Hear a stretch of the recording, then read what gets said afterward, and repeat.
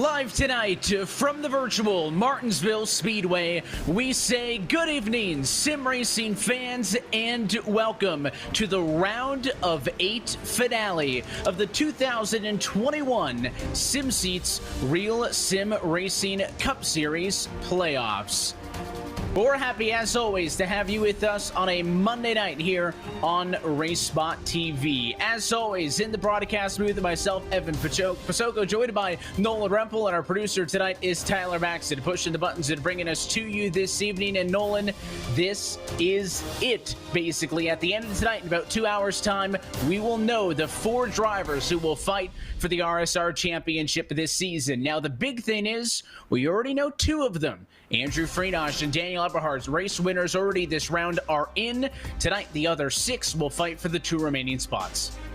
And this could arguably be one of the most crucial races in the entire season. Phoenix, and while it may be a brand new track with the new scan released just this past week, of course, it is still a relatively predictable track. You can kind of get a relative feel of what it's going to be like. Martinsville, though, it's a new picture every single time you come into this race. You never quite know, what you can expect. I think one thing we can expect, though, here, Evan, is that I don't think there's going to be one car that will be leaving here in the same condition that it rolled off the trailer from. Yeah, that'll be the story, right? Averaging 18 caution flags at this racetrack in the last 2 seasons. Let's remind you how we got here. Take a look at this calendar that started some 28 races ago, but coming into this evening, we've already got through Texas and Kansas, both 1.5 mile intermediate racetracks to open up this round of 8. Race win at Texas for Andrew Freenosh and for Daniel Eberhard at Kansas have set the stage for those 2 drivers to be locked into that championship 4 finale next Monday night on November the 8th.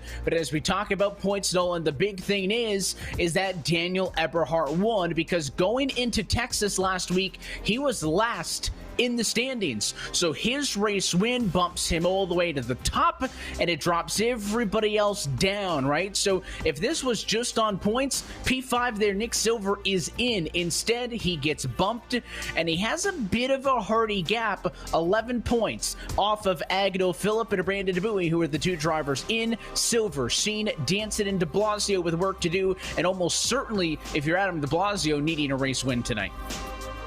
But of course, you look at Agno Phillip, and Phillip was looking so close to getting a race win, to locking himself in just 1 week ago at the Kansas Speedway. I mean, tried to have that huge lunge up on Daniel Eberhard coming on into the final corners, and it just didn't play out. So now Phillip finds himself in a very, very critical position tonight. And while 11 points may seem like a big gap to some, you come around to a track like Martinsville, it is anything but. I mean, we have got 36 drivers getting set to duke it out for 250 laps. And you talk about getting involved in a wreck over here in Martinsville, and that could easily set you down a lap or more. And with how many cars you have on track, that means you could very well find yourself stuck a lap down for the duration of the race. The last thing that that Agno Phillip needs at the moment. Yeah, no knockout qualifying tonight, but 36 cars is still a hardy number. Single car qualifying is currently underway as we look forward tonight to a 250 lap race in tonight's SimSeats 250. And of course, we'll be talking about the playoff drivers. You can see the live queue leaderboard left-hand side of your screen. Those playoff 8 highlighted in red. They'll also be identifiable by the red markings on the race cars. We'll keep you up to date on who is where in that championship picture as the night goes on. But we alluded to it, right? Nolan, you said it's a chaotic race. I alluded to the fact that last year the 2 Martinsville races had 17 and 20 yellows respectively. As we go on board with one of your playoff hopefuls at Brandon DeBuey, this racetrack is tight. I mean, there is not a lot of room, and you really need to be smart. But the problem is, all it takes is an instigator, right? If one guy's going to force the issue, then everybody else has to drive hard to avoid getting run over, and that is what makes this place probably the most crazy of the ovals in the short tracks on the service. And of course, you take a look at a lot of short tracks, especially, tracks like Bristol Motor Speedway, and even tracks like Five Flags, right, where you can have that outside lane still open up like you see on the 1.5 miles, able to carry some momentum around. Martinsville Speedway, though, that is very much not the case. I believe under 10 degrees of banking, I believe only 7 degrees of banking, actually, in both turns 1 and 2 and 3 and 4, meaning it is incredibly difficult to try to carry speed around the outside line. Bottom lane will always be the fastest way around it. which means we could see those chrome horns being used quite frequently over the course of the night, especially for some of those drivers that are in a bit of a desperate situation at the moment, for the playoffs. But especially when you look at guys from the likes of, Matt Danson, Adam de Blasio, and potentially even Liam Sheen. There is a lot here, right? I mean, we talked about the 11-point gap between last driver in, first driver out is being a hardy gap, right? 11 points is bigger than single digits, but, if you're in the good, are you going to points race? Are you going to take it easy and kind of let some of these battles go by you? We saw over the weekend, Truex seemed to push the issue a little bit too much, but it didn't need to, and to make it the championship 4, but he was kind of on the cusp. I mean, you do need, I think, to pick and choose your battles and just decide, is it really worth it? Qualifying draws to a close, about a minute until we actually head trackside. No shock that a lot of those playoff drivers going to be starting this one up towards the front, Nolan. We were talking before we went on air, and the over and under on the caution. I said I would be pretty impressed if it was in the single digits. What is your outlook on this afternoon Martinsville race? Of course, after all those ones last year at the Yellow Flags, we did not have a night race in the spring here at Martinsville, so these drivers haven't touched this racetrack in a year in RSR competition. I think that honestly could mean that the caution count could be even a little bit higher. With it being in the daytime, that means, of course, the track is going to be a little bit more slick. Though that being said, it's still relatively cool, 77 degrees Fahrenheit. But I would say probably should look to maybe aim around the relative average of what Martinsville usually has, around 18 to 20 cautions, or even potentially a little bit higher. We'll see how this one shakes through. Of course, this is it. Any of those 6 drivers still not locked into the championship could win tonight. If that's the case, it doesn't matter how many points they have. Winning would solve everything. But with that being said, the clock strikes 0. Let's head trackside and take a look at your sim seats starting grid here tonight at Martinsville.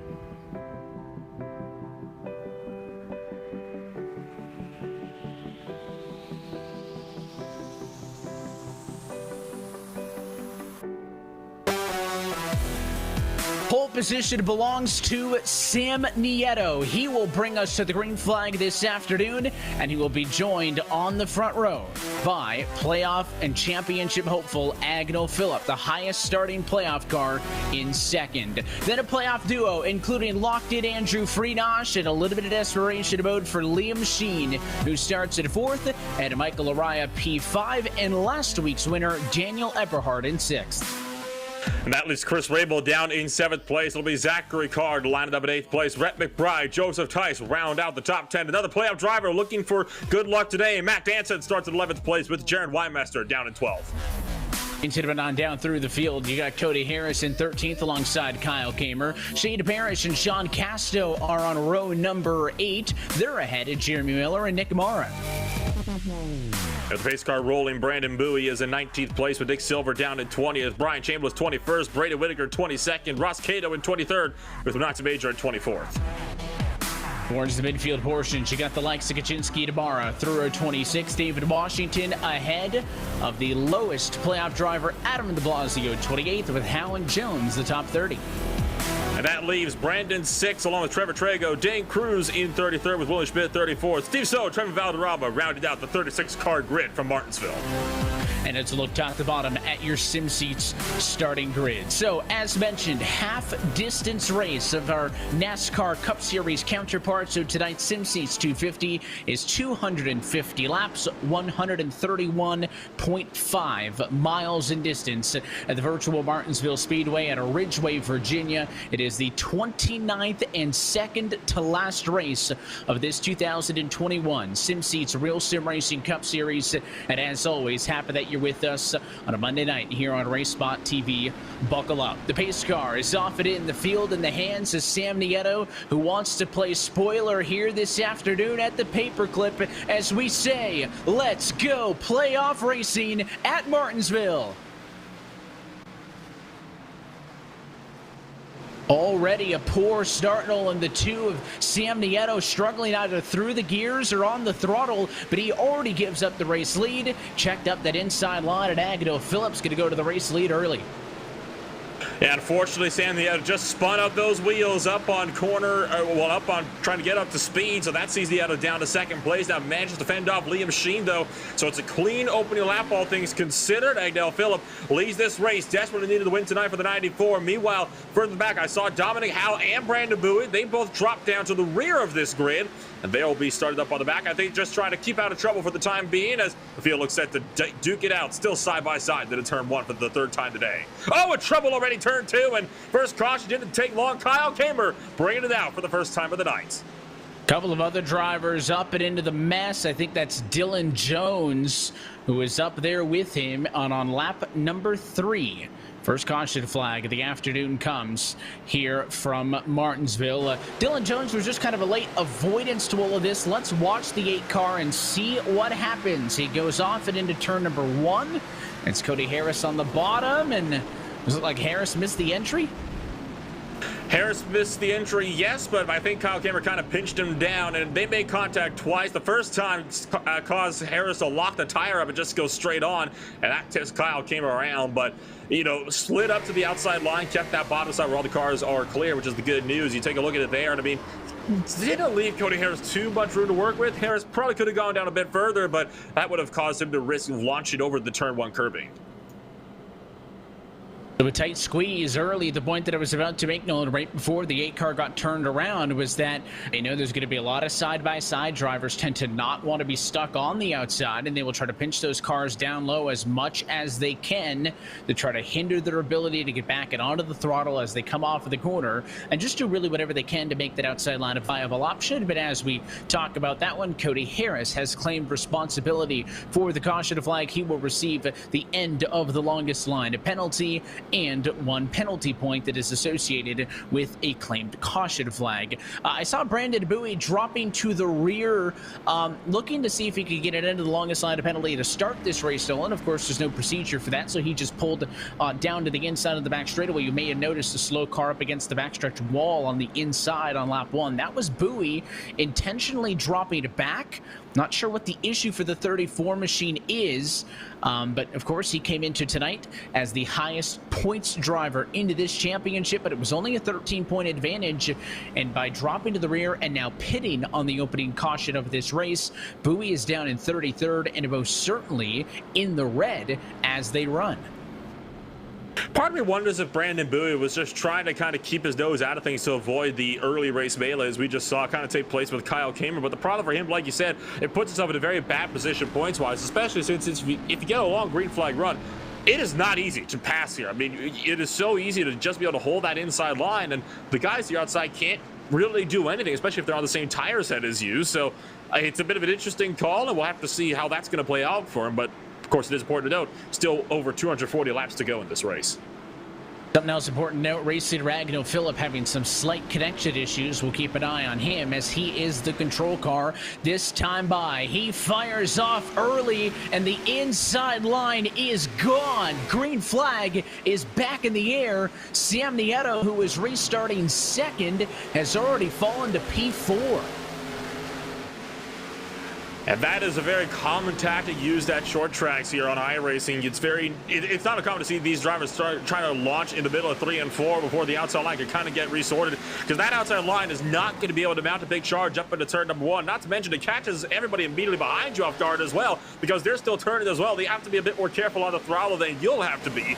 So it's a good strategy for Agdell Phillip to get well and truly clear by the time they get down to turn number 1. And you still see Zachary Carr trying to work on Daniel Eberhard. The 90 car, though, doesn't have to worry about fighting too hard in these battles, because as we talked about earlier, he's already secured with his win at Kansas 1 week ago. And Daniel Eberhard narrowly avoided a penalty on the restart there. He changed lanes before the start-finish line, and then I think he remembered, hey, even though the inside's open, I'm not allowed to change until we get there. He pulled back up to the outside, kind of reset, and avoids a penalty, but caught himself there. He was awfully close, and right now, side by side with Zach Carr in a battle for 5 and 6. The inside line is the place to be, and give it to Zach Carr. He is up 3 positions early in this SimSeats 250. Tucks in line. You got Michael Araya back here as well. Araya's got a bit of back-end damage, so somebody's gotten into the back of that SimSpeed Shop Chevrolet at some point. Most of the other cars towards the front looking clean, and as well, single file down the back straightaway. Problem from Michael Kuczynski over in turn 4. Got a bit of a tap around from a driver in behind with Trevor Traeg, I believe it was, and that sent the 30 car sliding up and tagging the outside wall. He's got major damage on his number 30 machine now, but the good news is able to kind of keep with it and just be more confident. Dominic Howe, and now Howe around and stopped down to the turn 4 apron in his number 86 Chevrolet. He's going to pull it off, though, before caution flag can fly, and that is not good news, though, for that number 84 machine. Tough break for Dominic Howe. You mentioned he quickly got out of the way and took a tow to the pit lane, but that was all on his own. He just got onto the curb, pushed up, made the contact with Kuczynski, and came to a stop. Fortunate that that actual stopping motion doesn't trigger a yellow, because that can happen, I should say, so very often. Look at some of the battling down the back straightaway. Goes to show you that they're kind of fighting all over the racetrack. Here's a look at what happened with Kuczynski to drop him back initially in the number 30 car. Got into the outside wall, lost significant time. That's how he ended up in the vicinity of Dominic Howe in the first place. Battle is on up the road for the number 2 position as Agnew Phillip is running away with race lead in this SimSeats 250. Andrew Freenosh fighting hard on the inside of Liam Sheen. He is trying to get through for P2, and now that he's got the spot, this could be a world of hurt for that one Ford up top, Nolan, because they are coming hot and heavy. Freenosh is clear. Now Nieto's on the door, and you still got Carr and Eberhardt in line waiting. And Liam Sheen, when he was battling with Andrew Freenosh, was not willing to give a single inch, and Liam Sheen still going to be freight trained from the outside line as he take a ride on board with that number 1 car, Liam Sheen. Look at how much he's pinching Zachary Carr down towards that turn 3 apron. Just nobody wanted to give any sort of room for anybody to make any moves. It's a miracle that the 1 car hasn't been spun around from these pinching maneuvers that he's been making so far throughout really everybody that's been trying to get past him. As Eberhardt now gets set to move a spot, and just there, finally, Liam Sheen stops the bleeding and tucks back in, but not before falling from 2nd down to 6th. Tough break, but he does stop the bleeding. He stays ahead of Lariah, Tice, Widemaster, some of the highest running drivers outside of the playoff conversation. But right now, for your top 6 are playoff guys. Phillip, Freenosh, 1, 2. Eberhardt, Sheen, 5 and 6. Of course, Agnew Phillip, very strong. If he could win this race, he would lock himself in to the championship 4. Came in tonight in the green anyways. And because Bowie is so far back, Nick Silver's not doing great in 15th position. Liam Sheen, P6, probably very close to being in on points as they run now. It's an important thing to watch all night long, as now Carr going to go underneath the number 2 machine on him, Nieto. Nieto's going to have to deal with this same treatment here as the 26 fights to get clear. Eberhardt doesn't really know, though, what lane he wants to choose. He's picking both as he watches the fight in front of him. And of course, this is one of those tracks where 3 wide is just never, ever going to work. So Daniel Eberhardt is going to have to be very patient. You're just going to have to pick which line does he want to follow. And at the moment, San Diego, you can see, has been doing a great job trying to work that top side of the racetrack, but he just doesn't have it in the middle of these corners. He loses so much time. Zachary Carr is going to be able to clear from the position, but that's not going to stop Nieto from trying to come back at him into turn number 1. Now, though, Nieto's got Eberhardt down his inside, and I think Zachary Carr will finally be clear for that position. And you still see Eberhardt making the look, and he's going to make the send on Sam Nieto up into turn 3. Able to get himself underneath, not the drive off of the corner he wanted, though. Nieto's got better pull, and it was basically a dead heat at the start-finish line that time. But eventually, inside's just too good. He gets by just in time for caution flag number 2. Matthew Mara is around. And I believe that I heard an apology over the radio from Braden Whitaker, so we'll see if those two statements have a correlation, as Mara was around in the 23 car. And in fact, it might have just been a bump gone wrong. It was battle side by side with Adam de Blasio coming on up here into turn number 3. You see Brady Whitaker 2 deep on the brakes, get into the 23 car, trying to save it, just overcorrects though and loops the car fully around to bring it to a stop in turn 4. But held the brakes, made sure to wouldn't cause an issue on board with Brady Whitaker. There you can see the bit of a tag and nearly got cleaned back out as Matt Mara came back up the racetrack. It was weird. I think on the outside look, I thought, maybe Mara wasn't quite committed on if he was going to go in line behind the 21 of Adam de Blasio, but the onboard showed that Whitaker just kind of missed both lanes and went right into the back end of the number 23 machine. Very big play in the race strategy. There is only one car in the top 30 that has come to pit road, and it is your race leader, Agnew Phillip. So Agnew Phillip is in for service.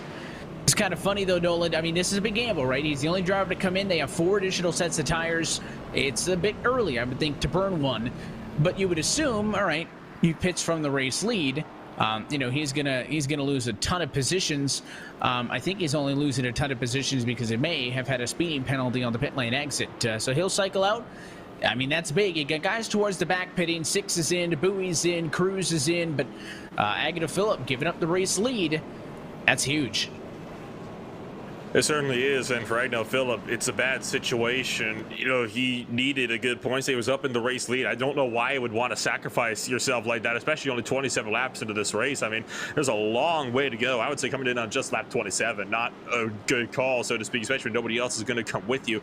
And you saw it as well, Evan, Braden Whitaker take responsibility for that latest caution, and I have to say, understandably so, but he will be sent to the tail of the grid along with Agnew Phillip with that speeding penalty.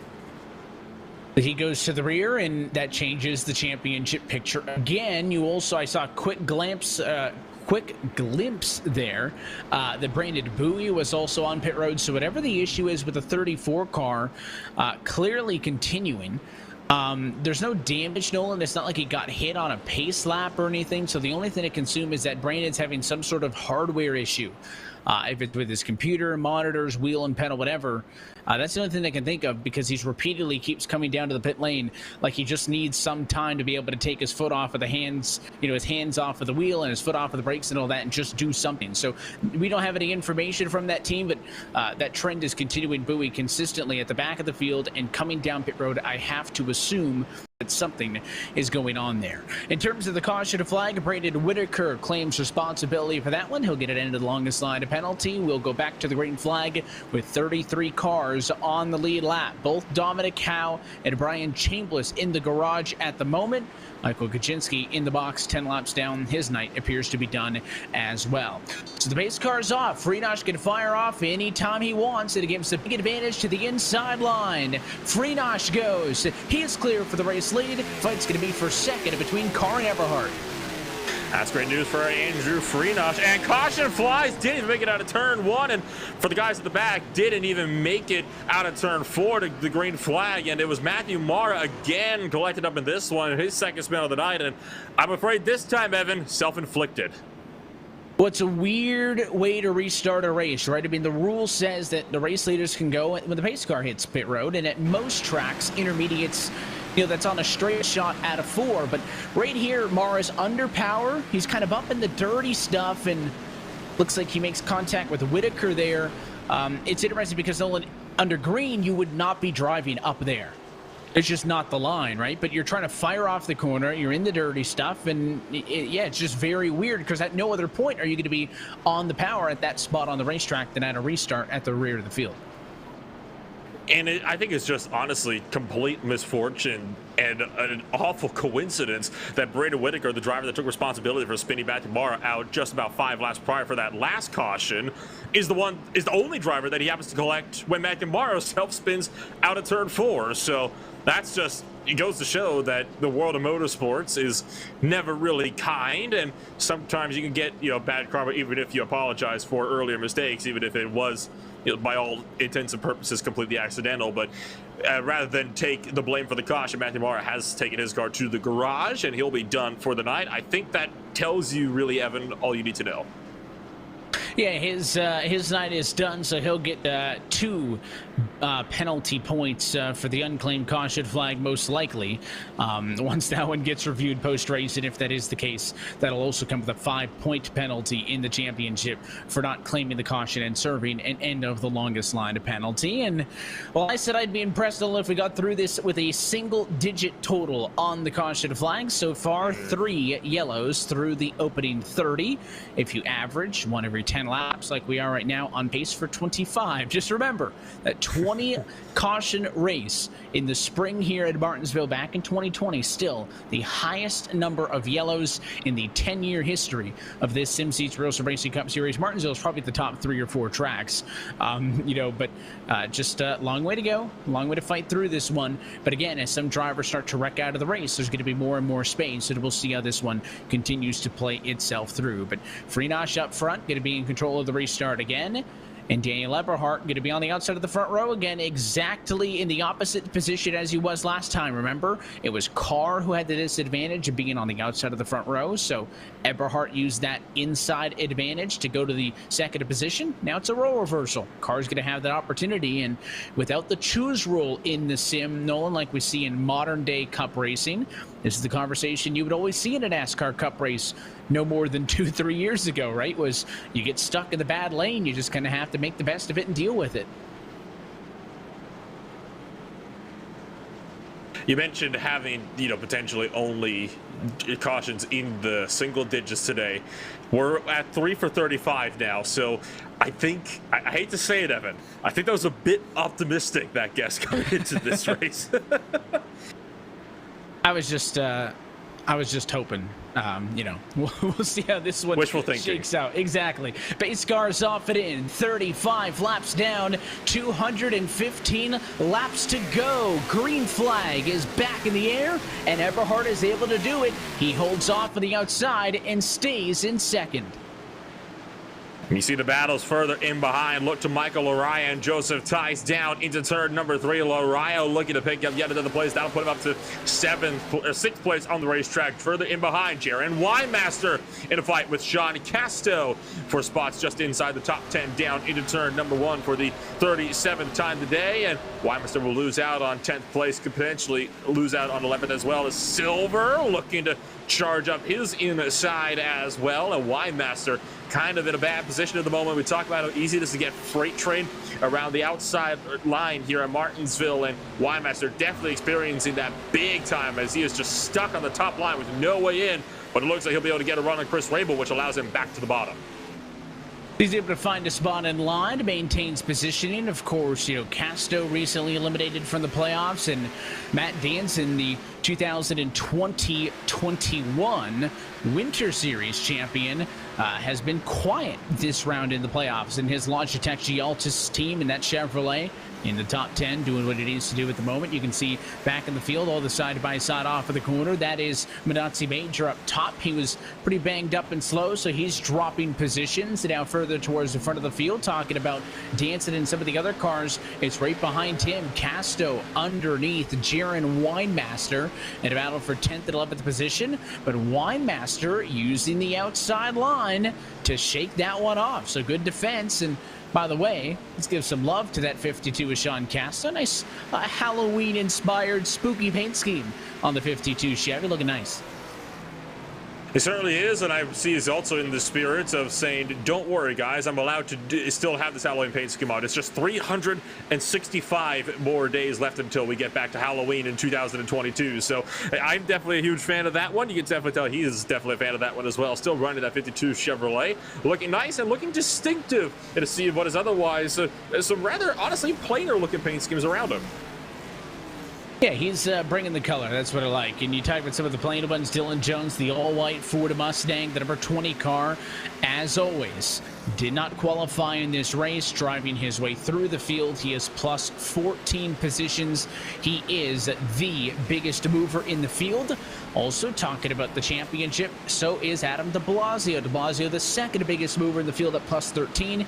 He is the car directly in front of Dylan Jones in the number 21 Chevrolet. So de Blasio doing a good job gaining positions. And the problem is, I think Adam de Blasio could lead the most laps to get the 2 maximum bonus points available and finish second in this race and still not dig himself out of the 30-point deficit he had coming into this race. Pretty clear to me that Adam de Blasio is going to need to win this race if he wants to make it into the championship 4. But despite needing to get that win, he is still some ways back. He's about a third of a lap at the moment behind Andrew Freenage, the race leader. So Adam de Blasio is going to have to hope for something to befall the leaders up in front. I mean, we're talking, 19, 20-second laps or so these drivers are turning. He is 6.2 seconds behind Andrew Freenage, which, as you can imagine, that is a lifetime here at the Martinsville Speedway. But there's still room for anything to happen. Still have just over 200 laps remaining. So de Blasio has got time to slowly pick these drivers off one by one. He's just got to try to set these guys up at the moment, and a little mistakes though out of the corners like we just saw before could open up the door for him to only slip back even further, as Dylan Jones trying for maybe the over-under down the back straightaway, but no run for the 20. And I think Dylan Jones is a longtime veteran of this series, knows, de Blasio is somebody who's going to fight hard for the position, but he's also a championship, car. He's a guy in the playoffs. To some extent, you do want to keep that in mind in terms of how you're going to race against somebody. And, Jones, like I mentioned, he's been around for a long time, making his 147th career start in this series. That is 12th all time. So that is just a big thing to note. And that's Cup Series starts alone. And talking about starts, Rhett McBride is somebody that I want to highlight real quick. The driver of the number 15 machine, right? I mean, we can look at RSR starts, just generally speaking. But then we can look at, RSR Cup Series starts. So two different statistical categories. Rhett McBride is not having a great night. Started 9th. He is in 17th position, Olin. But Rhett McBride is starting his 200th career RealSimRacing Cup Series race. That is number 1 all-time. So just wanted to recognize and congratulate Rhett on that pretty incredible milestone in the SimSeats RealSimRacing Cup Series. It also is his 246th career RSR start all time. That's second only to Dwayne Vincent, who did a lot of the B and C series back in the day. But when it comes to Cup Series, Rhett McBride is the man, first to 200 career starts. It was such a huge milestone for Rhett McBride, and he was looking set to potentially being able to fight for a championship earlier on. But of course, those misfortunes he had earlier on is, whoa, McBride way down to pit road. That was an incredibly sudden call, and it looks like race 200 for Rhett McBride will fall apart in a big hurry here as he's taking that tail back to his pit box. I'd expect, Evan, we will not be seeing him out of this race further out tonight. So I don't know if that counts as a commentator's curse. I'm simply going to say that I'm happy that we got the shout out in for him while he was on the racetrack. He had some sort of an issue. The car was twitching down the back straightaway. Could have been a hardware issue, could have been a connection issue, and he wanted to get out of the way. So he dove to the pit lane as to not affect anybody else's race. Tough break for Rhett, because just before that, like I mentioned, it wasn't a great start. Had slid from 17th after starting in the top 10.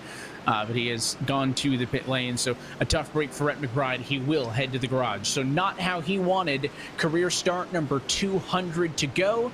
It is not going to add to his impressive stats, but McBride to the garage in career start 199, 4-time RSR winner.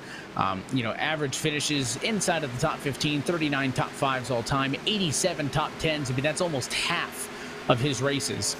Super impressive stuff for McBride. But there's other drivers getting close to some milestones, which is always fun to look at. You got Brandon Bowie, who won't get it this season, but assuming he races at Phoenix, will make career start number 100 in next year's Daytona opener. So just all kinds of milestones all over the board as we pick up looking at some of the action, some side-by-side going on in the center returns number 1 and 2, and down the back straightaway it's Brandon 6 underneath David Washington. Washington is all right. You got Shane Parrish, Trevor Trago up in the mix as well. Agnell Phillip clear that time in the one of Shane Parrish as he tries to work his way back through the field. So your playoff drivers have been all over the leaderboard so far this afternoon. They certainly have, and one other driver that's been kind of going up and down a little bit more is Adam de Blasio, who just lost out on a spot to Dylan Jones in the number 20 car. You talked about earlier about how Adam de Blasio is desperately needing the race win tonight. He is in a must-win scenario. He still sits, now 15th in place, and he's looking to only fall further down the order. Just behind him, Ross Cato is looking to be freight trained as he loses 2 spots in one corner. Trago and Phillip both getting past him, and further back behind in the battle for 21st, you've got David Washington under fire from yet another playoff driver, Brandon Bowie, who was a playoff hopeful coming into this season, and I think it's safe to say not so much anymore as the caution flag flies for the 4th time now of the afternoon. And I have to say, I don't know what this will be for, but actually taking a look at it now, Kyle Kamer, I think for the 2nd time today. Would be a tough break if it is Kamer. I assume so. He was up against the outside wall in turns number 1 and 2. Didn't last long, spun it around pretty quickly, but this looks like it'll be unassisted problem for Kyle Kamer as he was running in 25th, and he just got loose into the corner, and then when you saw him snap up the hill, he went full walk to the right to catch it, and it took a while. Right Ouch. there, once he caught it, into the outside wall. And that would be one of those cases where it's almost better to just lock it down, because that damage from hitting the wall much worse than anything else it could have been. But race leaders down pit road, wholesale stops for the first time tonight. I'm just curious, does Agnell Phillip join them? He's going to stay out. Remember, Agnell Phillip pitted 36 laps ago. Everybody else, though, looks like they're coming in. Freenosh leads them down. Will Eberhardt, though, potentially be able to gap him here? It wouldn't be the first time we've seen that so far all week long. Both main playoff drivers safe into their boxes. Of course, Eberhardt already safe into his playoff bid for the championship round. Just hoping, or I think he's just kind of waiting to see who he's going to be up against, and obviously hoping he can take a race win away tonight. Obviously, a race at Martinsville is something big and special. And how about that? Daniel Eberhardt is going to gap Andrew Freenosh out of pit road. It looks like Shane might have also gotten the 88. Speeding. Daniel Eberhardt wins the race off of the pit lane, but no. he pulls over on the exit. You have to remember, pit road speed at Martinsville is only 35 miles an hour. I looked at the tack. I thought he was okay, but he pushed it a little bit. And I believe Daniel Eberhardt has been hit with a speeding penalty. He will go from the top position off of the pit lane all the way down to the bottom. Also, Kyle Kamer has claimed responsibility for the incident, so he will receive an end of the longest line of penalty. So, not everybody pitted. Trevor Trago has stayed out and has taken over the lead of this SimSeats 250, just past about 1/5 distance. Now, Trago has not been down pit road at all today. He's on 63 lap old tires. Of course, Agnell Phillip pitted 39 laps ago, so Agnell Phillip has better tires than Trago, but I think certainly going to be at a huge disadvantage to the 1, the 88, and everybody else. And then, of course, from Sheen and Freenosh that are number 2 on back, you're looking at 4 freshies. And this is when the restarts can really get crazy, isn't it? You have Trevor Trago out there, who is, we talk about him being on old tires, still has yet to make a stop. The only driver actually in this field to make a pit stop so far. You talked about Agnell Phillip out there now with almost 40 lap older tires. You have these 2 drivers starting to race off. I think the big thing to watch this time around will be wheel spin, primarily from your pole sitter, Trevor Trago, on that inside line. It could end up being, well, let's just say a chaotic restart, to say the least. That was the longest green flag run of the night. The yellow before that had come at lap number 60, so about a 27 or so lap green flag run. The longest we've seen in this one. We'll hit the reset button, put lap number 66 behind us, and take a restart with 184 laps to go in a marathon SimSeats 250. Pace car off and in. Let's see what Trago can do. Let's see what Agnell Phillip can do. Best case scenario is they single file up before the fresh tires catch up to them. It's going to be a slow roll off of 4. Green flag in the air, and Trago already struggling through the gears. Phillip goes to the outside. Sheen to the middle, 3 wide in a battle for second position, and Liam Sheen is going to push Agnell Phillip through. Now he looks to the inside. Phillip shuts the door, but Liam Sheen is coming for it. And still 3 wide, deeper in the field. Liam Sheen is there for the race lead. Up in a turn number 1. The lead did not last long. Phillip goes through while they wreck in turn 2. Couple cars up and onto the apron. It's almost a parking lot back there, but somehow no caution. Rabo got turned around. Ross Cato got turned around. Both those drivers have major damage, and that all started with Jeremy Miller tagging Rabo around. And now a caution.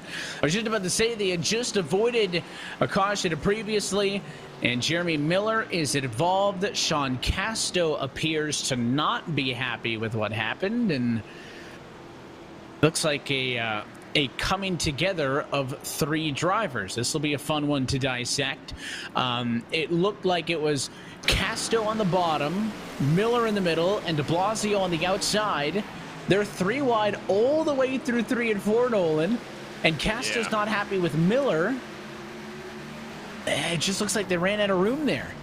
There's not a whole lot Miller can do 3 wide in the middle in that situation. I mean, and to be fair, though, to kind of bring a point onto Sean Casto, the only reason why they were in that 3 wide situation in the first place was actually because of the earlier incident that happened just 1 lap prior to the same corner. Jeremy Miller had run over Chris Rabel in the turn number 1.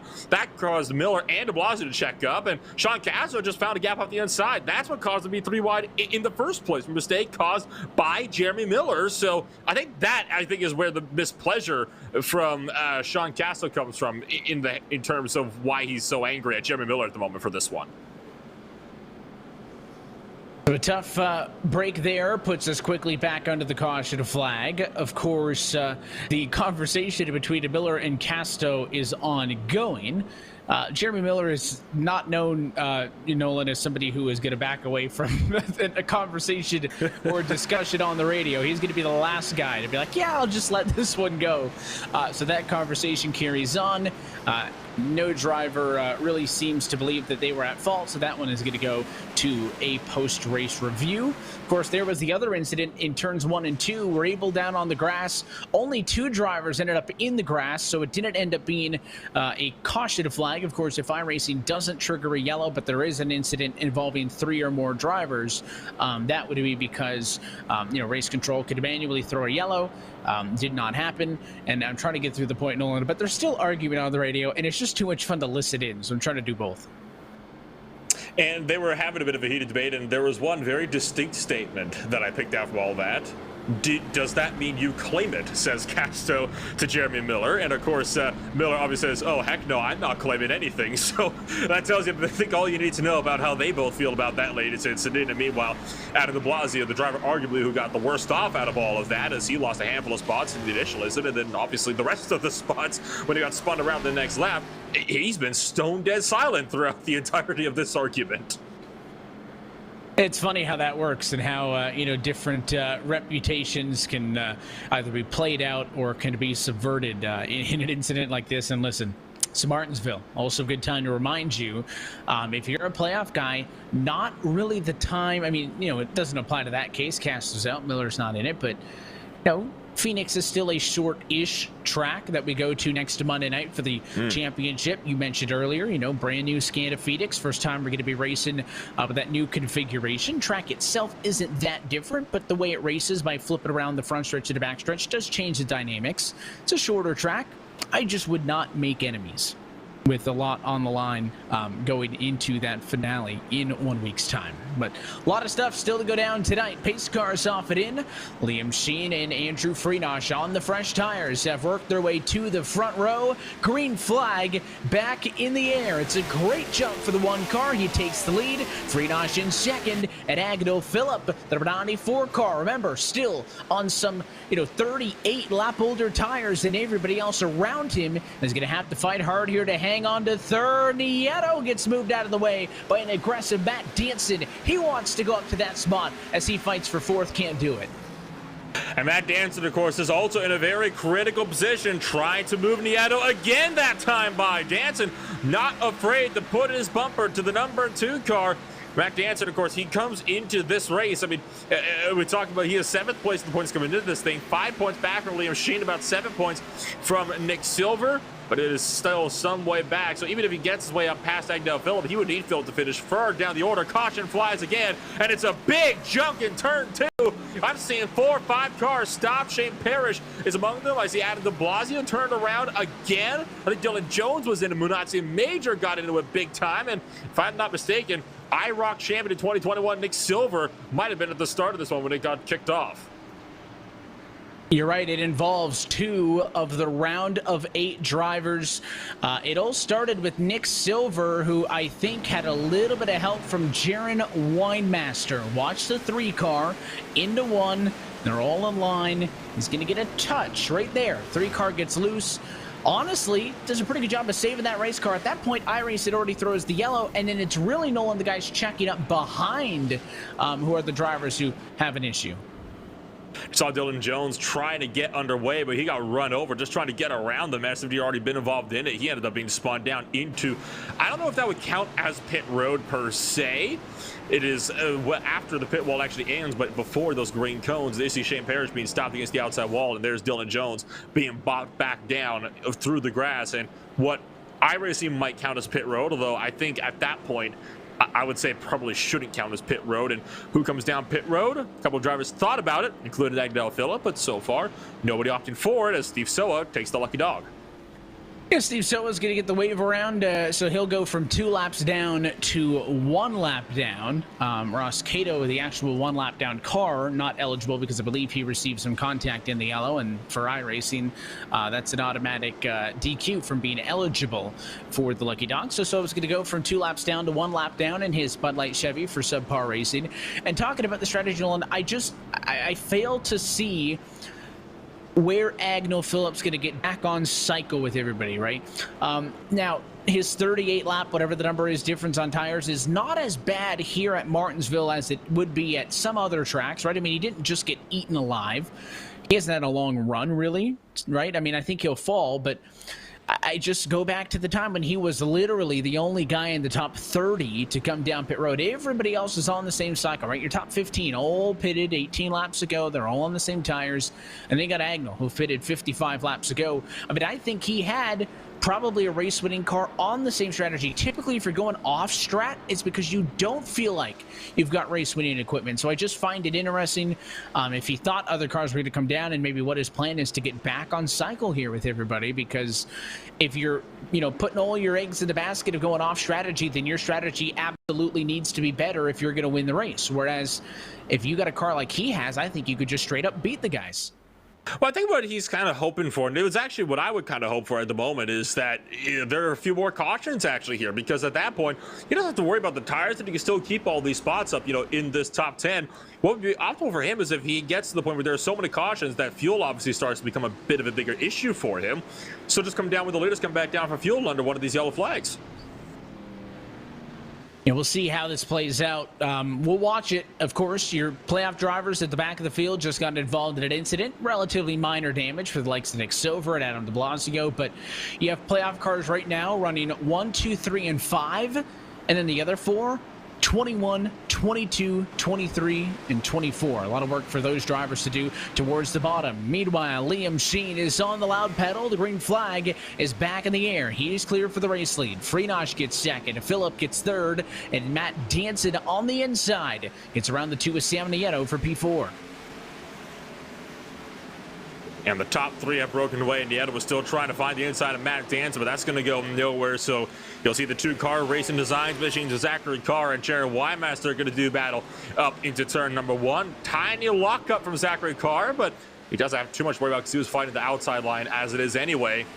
So he wasn't at risk of running over Sam Nieto in front of him. Clears around Wymaster for 6th place and got to tuck back in line. How about Freenosh? Thinking about the race lead, but there's no space for the 88 car just yet. Hasn't been able to get too much of a run on Liam Sheen out of these corners. And we'll see if they can spread out and get a little bit of distance here. I mean, that's the key, right, is trying to get a little bit of a rhythm going, work yourself to the halfway, let a green flag run, play itself out. And the reason I would not commit to saying that Agdell Phillip was the best car when he was up front is because, remember, he got to about a 1.7 second lead, but then Andrew Freenosh passed Liam Sheen, got to second, and then started to close in. Then yellow flag came out, moved everything off cycle. But we're seeing a rematch of that Freenosh and Sheed battle on equal tires. If the first run was any indication, Freenosh should be better in that battle between those two, but Agno Phillip doing his job at holding the cars off behind him. He's going to slowly start to, stack them up a little bit, and Danson's going to get more and more opportunities. I mean, I think it's a matter of time, but I mean, realistically, if we could get 30, 40, 50 laps in this run and Agno Phillip could hang on to a top 10 spot, then probably everybody else would come back to pit road and he could get back on cycle. So he's not faster than Danson, Nieto, and Carr, but he's doing just enough to make him work for it. And there you see Danson, very aggressive dive down to the inside. But I think Phillip's doing what he needs to do. He needs a yellow run or a green flag run before the next yellow to help him out, I think. And you mentioned Matt Danson being aggressive, but if you're in Danson's position, you cannot afford to just kind of hang around, especially when it's Agno Phillip. You need to get past me. And Phillip has proven that even on these worn tires, he is still so strong at this racetrack. But now that he's trapped at the outside line, he might start to just slip back. Nieto finds yet another spot to push Phillip outside of the top 5. You see Zachary Carr go through, but Jaron Weimesser not able to capitalize. So Phillip finds a spot in line, but still well within the top 10, which I believe at the moment, and you can kind of correct me on this one if my math is a bit off here, but I believe that would still be enough that Agno Phillip would be secured to that championship round where it's at. Yeah, remember, Agno was plus 11 over Nick Silver. Nick Silver is struggling majorly in 22nd position. Brandon Bowie was the other driver up there. Bowie struggling heavily. I think Agno Phillip pretty much in the catbird seat. And Liam Sheen, the interesting driver. Liam Sheen would need to be about 15 positions ahead of Brandon Bowie just on points. Forget the fact that Liam Sheen is currently leading this race, and a race win would lock him in. But with Bowie being 21st, Sheen being first, I think currently Phillip and Sheen are in based on points. Plus, of course, Sheen leading this race. That solves all his problems. But Matt Danson, one of the most competitive cars we've seen from him in some time. Of course, one to walk off the round of 12 at the Charlotte Roval. He's got all 4 of his Cup Series wins in 2021 on the road courses. He's won all 4 of the road races he's competed in, but is looking for his first oval win in the Cup Series. He did it in the Winter Series. Looking forward in these A cars, and is a competitive car now. Not in the territory of Sheen and Freenosh, but a work to do. But he's competitive, and he can continue to work on it. Look at all of this. This is the battle from Brandon 6 odd back, P12 odd back, and Cody Harris taking a couple of swipes at the bumper to the 66 at the lead of this pack. Some people will say that if you leave Martinsville with a clean race car, you haven't been racing it right. And Cody Harris, I think, might be taking that statement a little bit to heart here at the moment. You saw him getting all sorts of physical with Brandon 6, but that only helped that 6 car get a better drive out of turn 4 and allowed him to pull away down that front straightaway. You can see Dane Cruz is currently alongside with Nick Silver further in the back of this field. How about Adam de Blasio, playoff driver up the inside of Braden Whitaker, who has been involved in a couple of incidents tonight. Same story for de Blasio. But so far, Adam de Blasio did a good job of just trying to work his way through the order. Same story as well with Daniel Eberhard, who, of course, got a speeding penalty out of that last caution. Saw him dumped out of the top 10 where he had been running all day long. And he's also trying to see if he can extend his gap further up into the top group into this one. But, I mean, Eberhard at the moment, you can tell he's racing a little bit more conservatively, and I can't say I blame him. He doesn't need to fight too hard for anything at the moment. And there's that 21 Machida de Blasio underneath the 04 Braden Whitaker, who has been in a couple of bits of contact tonight, but has fought his way through. De Blasio takes 16th away. Daniel Eberhard following through, and no disrespect to Daniel Nolan, but we really don't care what the 90 does tonight, right? And he doesn't really either, unless it's a race win. He wants to win the race just for the stats. Unlike every other round of these playoffs, where a win gave you 3 bonus points to the next round, you're not getting that going to Phoenix. I mean, everybody resets it. It is simply highest finisher of the championship for it. Phoenix wins the race. So the only thing that Daniel Eberhard and that Andrew Freenosh can do tonight is win the race and prevent somebody else from winning their way in, which, if the guy who finishes second is a driver in the bottom 4 in the points, that's significant because it alters who advances to the championship. That's all we can get out of those cars. You see Silverback here. He's working hard. Brandon Bowie as well. They're all trying to make up for lackluster starts. Of course, de Blasio plus 12. Eberhard minus 11. both Bowie and Silver back exactly where they started tonight after poor Q effort. So really a whole bunch of different stories throughout the field. By the way, you can see Agnew Phillip has slid to P6. He's just ahead of Michael Araya and Jaron Winemaster, but I still think Agnew Phillip's target is just get a long green flag run, stay in the top 10, and get back on cycle. And so far, so good. As further on back down in the field, you got Brandon Bowie on the inside, getting around a Rabel. So give him 18th. And further up the road, how about Eberhard trying to work out de Blasio, nearly hooking the 21 car, squeezing the 21 up towards that outside wall, up in turn number 3, but manages to keep it out of him. And Bowie tried to capitalize with that one and go up the inside of the 21 through 4. That didn't end up going anywhere, though, and they're starting to close up on William Schmidt, who was just about to lose a spot to Trevor Trago in the number 37 machine. And this is also good news for guys like Eberhard, Silver, and the likes of guys just behind them. As soon as you see a guy on the outside line, you immediately want to try to stick your nose in to keep them from getting back down to the bottom side, and Eberhard gonna do just that, really forcing the issue into turn 1 to open up the door for playoff competitors just behind. And it's the position you put yourself in, is you need to take these risks. And you can see Eberhard on the bottom. He gets through, no worries. But Adam de Blasio, he's the guy that's got to make these moves, and he's kind of allowing Eberhard to pave the way for him. But you have 4 playoff drivers all running back to back here. But who would have thought it would have been for 15th position through 18th, assuming they could all get around Schmidt, and should be able to do so. De Blasio is by 34, wants to get through as well. And meanwhile, your race leader, Liam Sheen, not happy with some lap traffic, trying to get out of the way. But no change up front as these mid-pack playoff cars continue to try to pick away positions. And Trago making up another spot, this time on Cody Harris in that number 6 car. Harris is looking really aggressive, trying to get by Trago a little while ago, and now he has got Daniel Eberhard breathing down his neck. So that RealSimRacing driver of Daniel Eberhard in the Mustang definitely trying to find his way up the inside, gonna try to force it again, but unlike cars previously, Harris isn't just gonna be bullied out of the way. No, he is not going to make this easy. Cody Harris, we talk about it, one of the newer drivers to the sim, or to the service, not the sim, I should say, but, has been in some great battles this year. He has fought hard, and you can take a look at all of it. Left-hand side, the battle for the race lead. The right-hand side, the battle for 13th on the back, where all of those playoff cars are sneaking in. Look at de Blasio. Trying to block 3 wide. Bowie on the inside. Eberhard on the outside.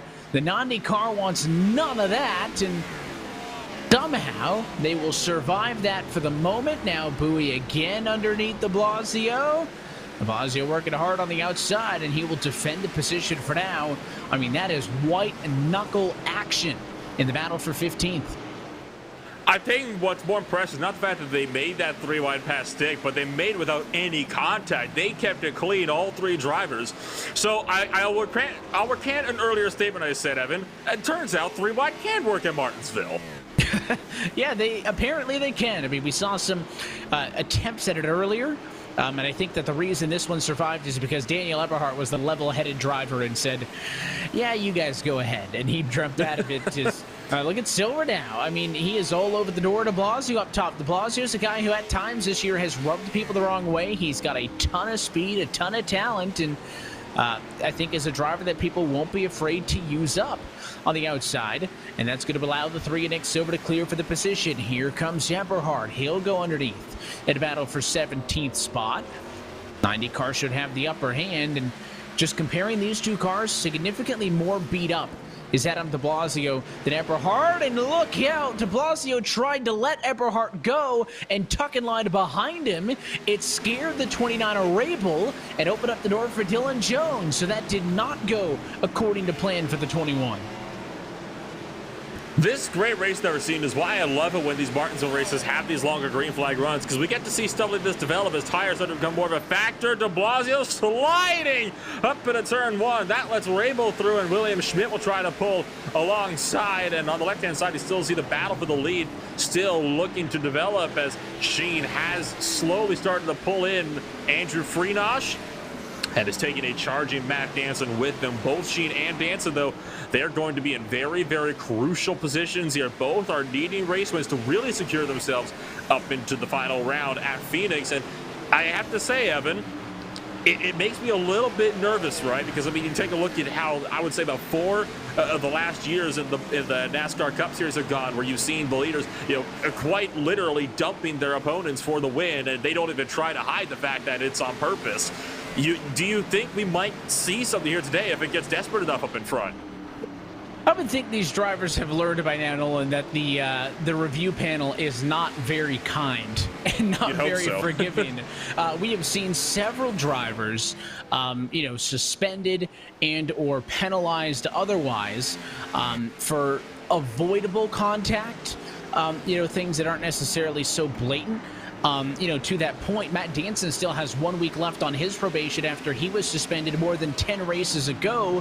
That caused him to miss the Watkins Glen race, which allowed Liam Sheen to be the only road course winner this year not named Matt Danson. Danson was parked for 2 races and given a 10-race probation for taking out, not a playoff guy, not a guy that was hurt in the points by the incident, just for the contact. So I would like to think that these drivers might feel good in the moment.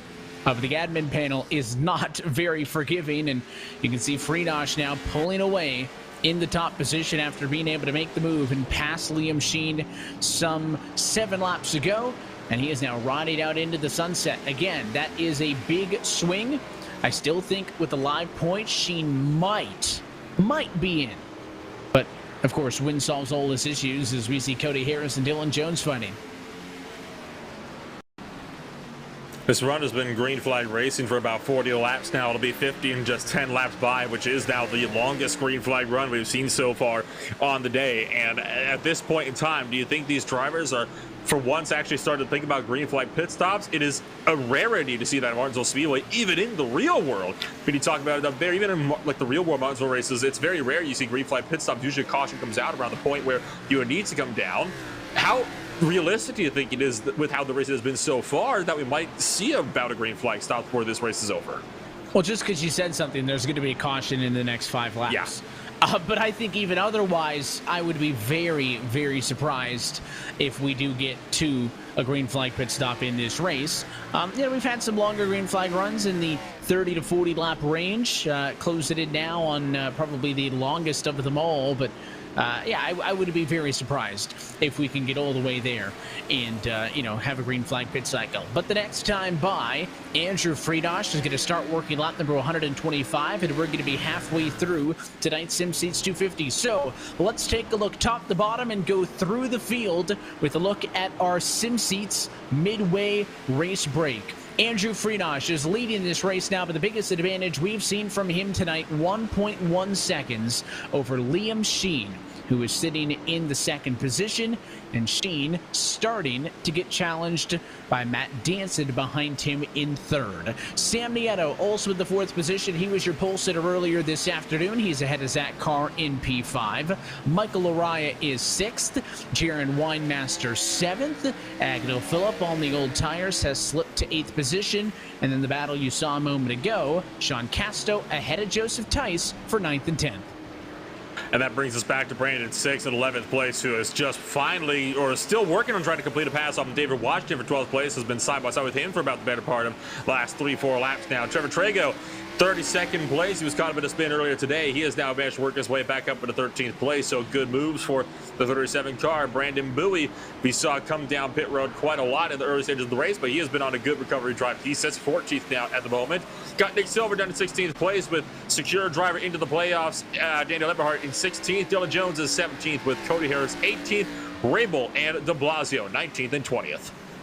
Continuing down through 21st is William Schmidt. He's still in the green from where he started in this race, ahead of Braden Whitaker 22nd. Manatzi Major, with the damage and all, still 23rd, ahead of Dane Cruz 24th, and Nick Mara is the last driver on the lead lap in P25. Ross Cato's a lap down in 26th. He would be the lucky dog if a caution were to come out soon, because Nick Mara in 25th, not that far from getting lapped. Kyle Kamer's down 2 in 27th. Shane DeParish is 28th position. He looks like his night is done. So is Steve Soa in 29th, which will give some positions for Brian Chambliss, who is 30th and 49 laps down, Nolan, to pick up. Of course, Brian Chambliss only that far down because he had so many connection issues earlier on today, and that leaves drivers that are now out of this race. Got Jeremy Miller, Trevin Valderrama, Rhett McBride, Matthew Morrow, Michael Kuczynski, and then, of course, poor Dominic Howe, who was out of this race right from the get-go, just 3 laps into this race round on the 36-car grid. And that is a look top to bottom at your SimSeats full or Midway race brakes. Since 2009, SimSeats has been designing and fabricating high quality, made in the USA driving simulators, including motion systems, complete turnkey iRacing packages, and custom fabrication.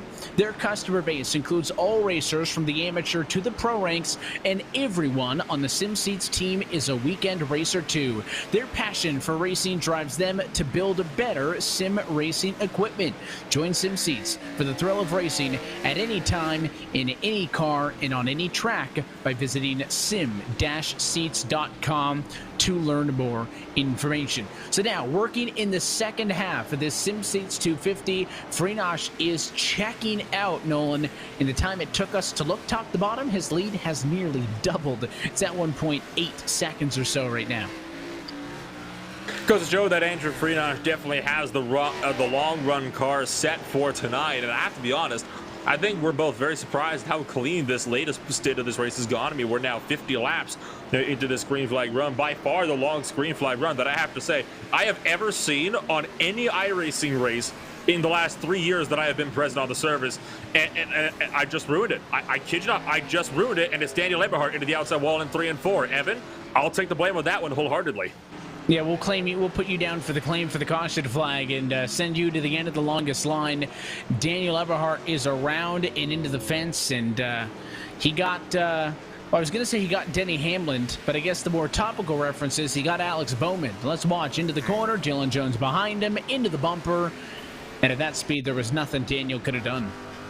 I think just a misjudgment there from Dylan Jones. Take a look at from the back end. I mean, Eberhard breaks a bit earlier than I think Jones might have expected, and that just kind of sent Eberhard around. The single car spin, though, so nothing too major, but this is the caution ride that Agnew Phillip was hoping for. Now he can get on strategy with everybody else back out in front of him. This is the key for him, right? This is exactly what I said he needed, right? 40-lap run or so, 50-lap run. Everybody else is going to pit, stay in the top 10, and get your tires, and that is exactly what happened. So call me Steve Letarte and put me on a pit box. That worked out good for Agnew Phillip. He will reset. Now, everybody else is in as well. They're all burning what is likely their second set of 4 tires. So they're all going to have still 2 additional sets of tires available on the pit lane, and a slow pit stop for Andrew Freenosh means that Liam Sheen is back in the race lead. 14 flat for Liam Sheen, one of the quickest pit stops of the afternoon, and that gains him the race lead back. What a drive, and somehow Freenosh, slow at a 14.7, ends up losing more time. He'll drop to 4th. Nolan, the big thing for me is not the pit stop time, but the pit lane time. Freenosh spent almost 2.5 seconds more on pit road than Liam Sheen did, and that just means simply quicker in and out of the box, and that's the difference maker. And a track that's, you know, so short like Martinsville, that can really mean you can make up a couple of spots. And I mean, I'm surprised that honestly Michael Laraya didn't fall back further than he did. I mean, he had not just a 46-second pit lane time, but he had a 15.3-second stop, which again tells you that he was quick in and quick out of his box, which means despite his stop being about 1 second slower than everybody else around him, he still comes out 5th place. So it proves that you really do need to be on it at all stages down pit road here. And by the way, no driver claiming responsibility for the last incident so far. So that one looks like it'll go to a post-race review. So we'll hit the reset button, and we'll be rated about 110 laps to go in this race. Let's just kind of re-rack what the picture is in the championship, right? Andrew Freenosh is locked into the playoffs, into the championship 4, I should clarify. He's 4th. So is Daniel Eberhard, who was just involved in the incident. Eberhard has gone to the garage. He's probably going to go practice at Phoenix right now. It's a more useful time for him. So what's happening with everybody else? Well, Brandon Bowie was 13 points ahead of Nick Silver. Coming into this race, Bowie is 13th. Silver is 20th, so Bowie's good on that front. Agnell Phillip was 11 points ahead of Nick Silver. Phillip's in 7th. Silver's down in 20th. Things are trending in the right direction for both Phillip and Bowie, and that is not great news for Liam Sheen, right? He's going to need to hang on to the top spot. Also not great news for some of the other guys like Matt Danson, because when Phillip and Bowie were struggling, they had a realistic shot to get in on points. Not now, restart, but a stack up, and Sam Nieto, did he just spin the tires and went all the way around in a huge mess on the restart procedure? Very similar to what happened with Matthew Mara earlier tonight, Nolan, except it happens to top 6 cars, Sam Nieto. That was so sudden. I am so surprised as to how violent that spin was. I thought maybe downshifted, and you saw it right there. I don't know if he spun the tires up or downshifted to the first or what happened there. But that collects a good chunk of drivers. Actually, we're talking about 6-7 cars that actually got fully collected because of that. Yeah, it was messy, and now you can see that it is just a parking lot on the track. There's the on-board look with Sam Nieto there as he, I mean, it almost went around so quickly, like, you know, he was in the wrong gear, but I think that's too early to be shifting. So I just think you spun it, right? I mean, like I said, that's the only time you're going to be up there in the light stuff, you know, on the throttle, or in the dark stuff, I should say. Normally you're down on the bottom in the light stuff. It's just weird, and it happens quick. That time it was way too quick for him to catch it, but now, you know, it's cause and effect. You've seen it twice. And Sam Nieto has taken the responsibility, courtesy of Matt Danson, who kind of has relayed that message. So it's a bit unfortunate for Sam Nieto, but I think again, it's a very clear, situation there. I mean, no contact, self-inflicted error. There's only one driver you can realistically pin on that.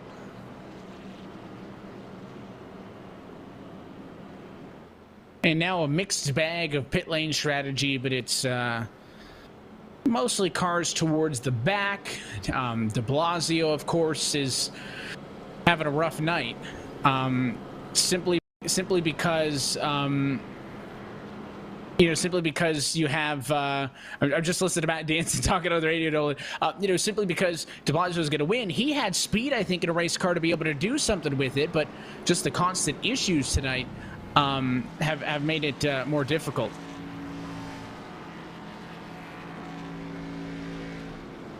It's an unfortunate situation, especially for the guy, just like in behind. I mean, there's just nothing that they could possibly do about it. I mean, they're just kind of stuck with what they've got. So you got these guys now that have guys like Liam Sheen up at the front. You've got Zachary Carr second, Danson third, Freenash fourth. This is going to be interesting, right? Because you've got 3 different drivers, all with a serious shout of a race win here. Make it 4 if you also counted Agnell Phillip. Any one of them wins, and that makes it that much harder for everybody behind. And at the moment, I would say Phillip is the one driver that would not need, to have that race won, right? I mean, he was one of those guys that comes into this race, so it would be Agnell Phillip that would not need the race win. He just needs to really finish in the top 10, and theoretically, he should be safe, considering where Brandon Bowie is. This playoff picture has changed every 25 laps so far tonight, so we'll see what the next chapter is in it. Sam Nieto does claim responsibility for the caution to flag. He'll take the end of the longest side penalty.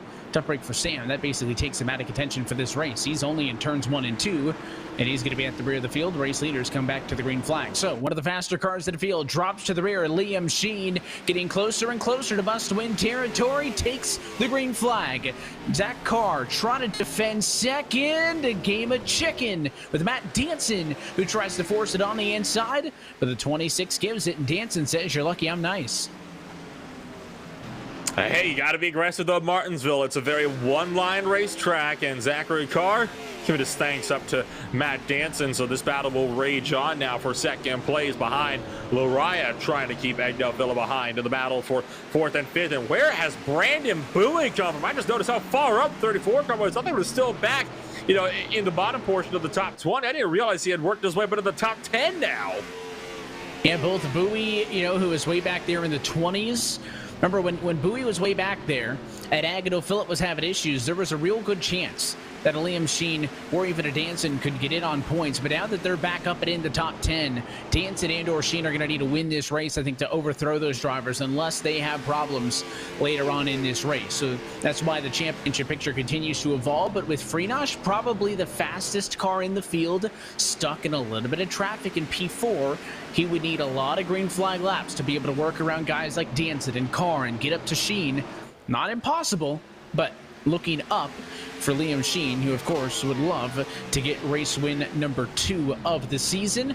Nick Silver continuing to struggle in the mid-pack in a 14th position, needing the points his way in. He had the best shots out of anybody. He only needed to beat Agnew Phillip by 11 spots. Silver's improving.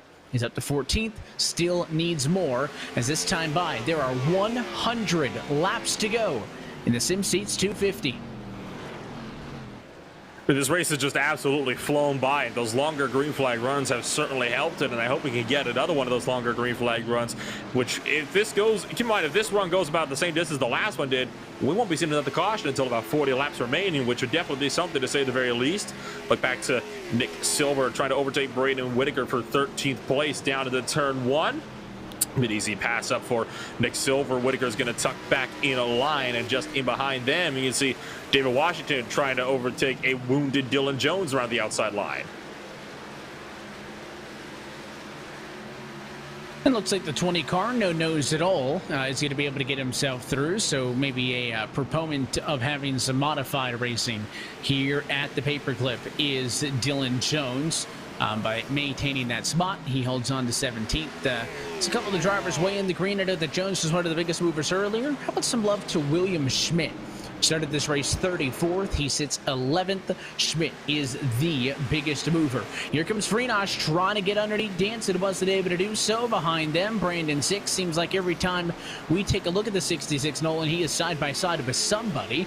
This time it's with Trevor Trago. Remember, he stayed out on old tires to lead some laps. Came down and pitted. He's back on equal tires as everybody else and trying to make up for some of the spots lost. And 6B kind of pinched down to the bottom of the apron out of turn 2, trying to make sure that he can't get a good run, but it's not really going to matter. Brandon 6 clears out of 4. He'll make up another spot on Trevor Trago, and Dylan Jones gonna be for the launch. He's gonna take out Trevor Trago in a turn 1. Trago hard to the outside wall, but no yellow flag as it didn't go all the way around.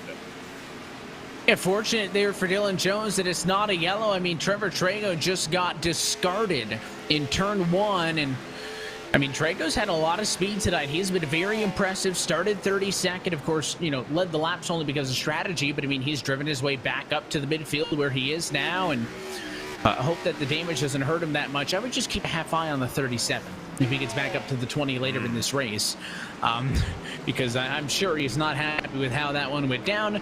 Car doesn't look like it's torn up all that bad, though, because he's able to hold off Mara and Major. About to talk about a battle for 4th, a caution flag in turn number 1. It is the 5 car of Joseph Tice up on the outside, and I think he had some help from Jaron Winemaster. Let's watch. Turn down turn number 1. Tice has the door closed, and Winemaster just doesn't back out.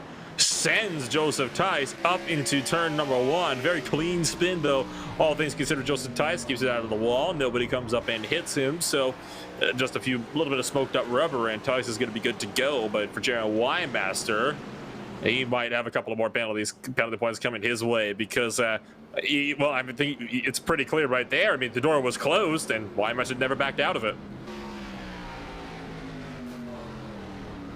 Yeah, there's the onboard look. That's a pretty typical Martinsville rack, right? You feel like you got the room, you see a little bit of daylight, and listen, if the guy in front of you is making a normal corner, then the inside's going to be open, right? Nobody enters with the bottom shut. And I think he just felt like, listen, I'm far enough ahead that I don't think he's going to go for it. Drove it in there. And it wasn't a lot of contact, but we saw, quote-unquote, you get away with it earlier with the incident with Trago, but at that time, and Tice goes around for the caution flag at lap number 158. We slow things down again. Couple of cars to pit road. Nieto, Washington, Casto, Tice, Jones, all in for service. Your race leaders all hang tight. Couple of drivers, I think, just wanted to come on down, maybe get some damage fixed up while we're under this latest caution period. You saw, of course, Dylan Jones had that major incident a little while ago just before the caution flag, and sure enough, he took tires, was in his pit box for a long while, to the point where he nearly lost a lap. In fact, did lose, I believe, potentially a lap, but might have just been able to beat the pace car out of that one through 1 and 2. So Jones looking to maybe fix up some damage. Similar story for a couple of other drivers like Sean Casto in the lane. Kyle Kamer is an obvious one, as he just got spun around. Dane Cruz has a bit of a wounded car as well, but I'd say when you look at some of the other guys around the field, it looks pretty good, all things considered. Yeah, that's the, I think, were you the one that mentioned it right off at the top? You said that you would be surprised if the cars came out of here clean? Yes, I was. Yeah, I think that's going to hold true. There's a couple of elite, guys up front that look pretty clean, but if they were real race cars, we'd probably see some paint missing, bumper, rubbed off. I mean, there's been even the clean cars in the field have had a decent amount of contact, I think, thus far in this race. Liam Sheen is going to probably stick to the inside. One thing we really haven't talked about tonight, and of course we mentioned, there is no choose rule, so you're assigned to the lane. Well, there is some choice. Your race leaders can choose the inside or the outside. We have seen the inside be the pick of the litter every single time, and Sheen will continue that trend. No shock there. Most notably, Jaron Wymaster not take responsibility for that latest caution, despite having apologized vocally over the radio for it. Kyle Kamer, understandably, also not taking the responsibility for that caution. So, potential post-race review, Evan, or you reckon that one will be kind of an open and shut case? Yeah, we'll see. That one is going to get looked at in a post-race review. Pace car is off. Green flags in the air. A pretty good start on the outside for Zach Carr. Matt Danson really wants to use this opportunity to get through. Also, Friedrich under fire from Michael Araya. He could drop to 5th. No, he defends 4th. Slides up in line. Takes it away. And Zachary Carr on the outside is going to shake off Matt Danson. Great stuff from the 26 car using the outside. And now it's Phillip trapped on the outside line, and there is Brandon Bowie, 3rd place in points coming into tonight. And I would say that's the one car that Agnell Phillip needs to keep behind him if he wants to try to work his way further up in the standings, but he is currently side by side with Loraya, so he's just going to be a sitting duck. If Brandon Bowie can find his way to the inside, he's going to do just that in 1 and 2. But Phillip gets clear both drivers and immediately jumps down to cover. Does not want to give Bowie any shot on getting down to that inside line. So Phillip trying to hang on to whatever spots he can muster at the moment.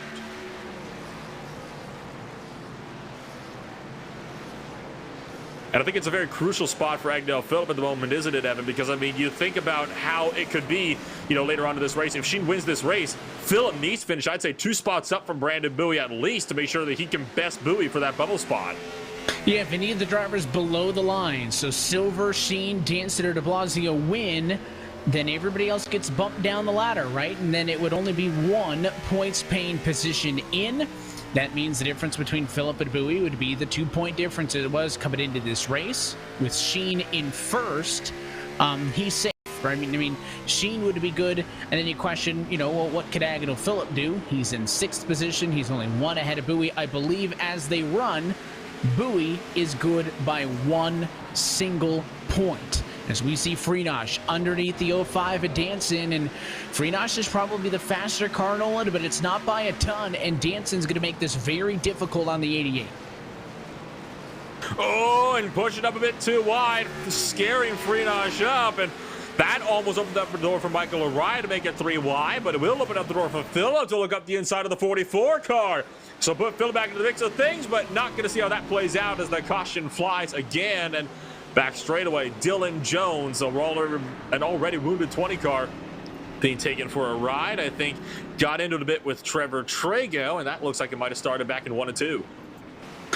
Yeah, well, remember, was it the 20 and the 37 who made contact earlier? Did I say watch for the 37 and the 20? Yep. Am I getting my car numbers right? You are. Trago had the door open and got into the door of the 20 car, and it was Dylan Jones who went around.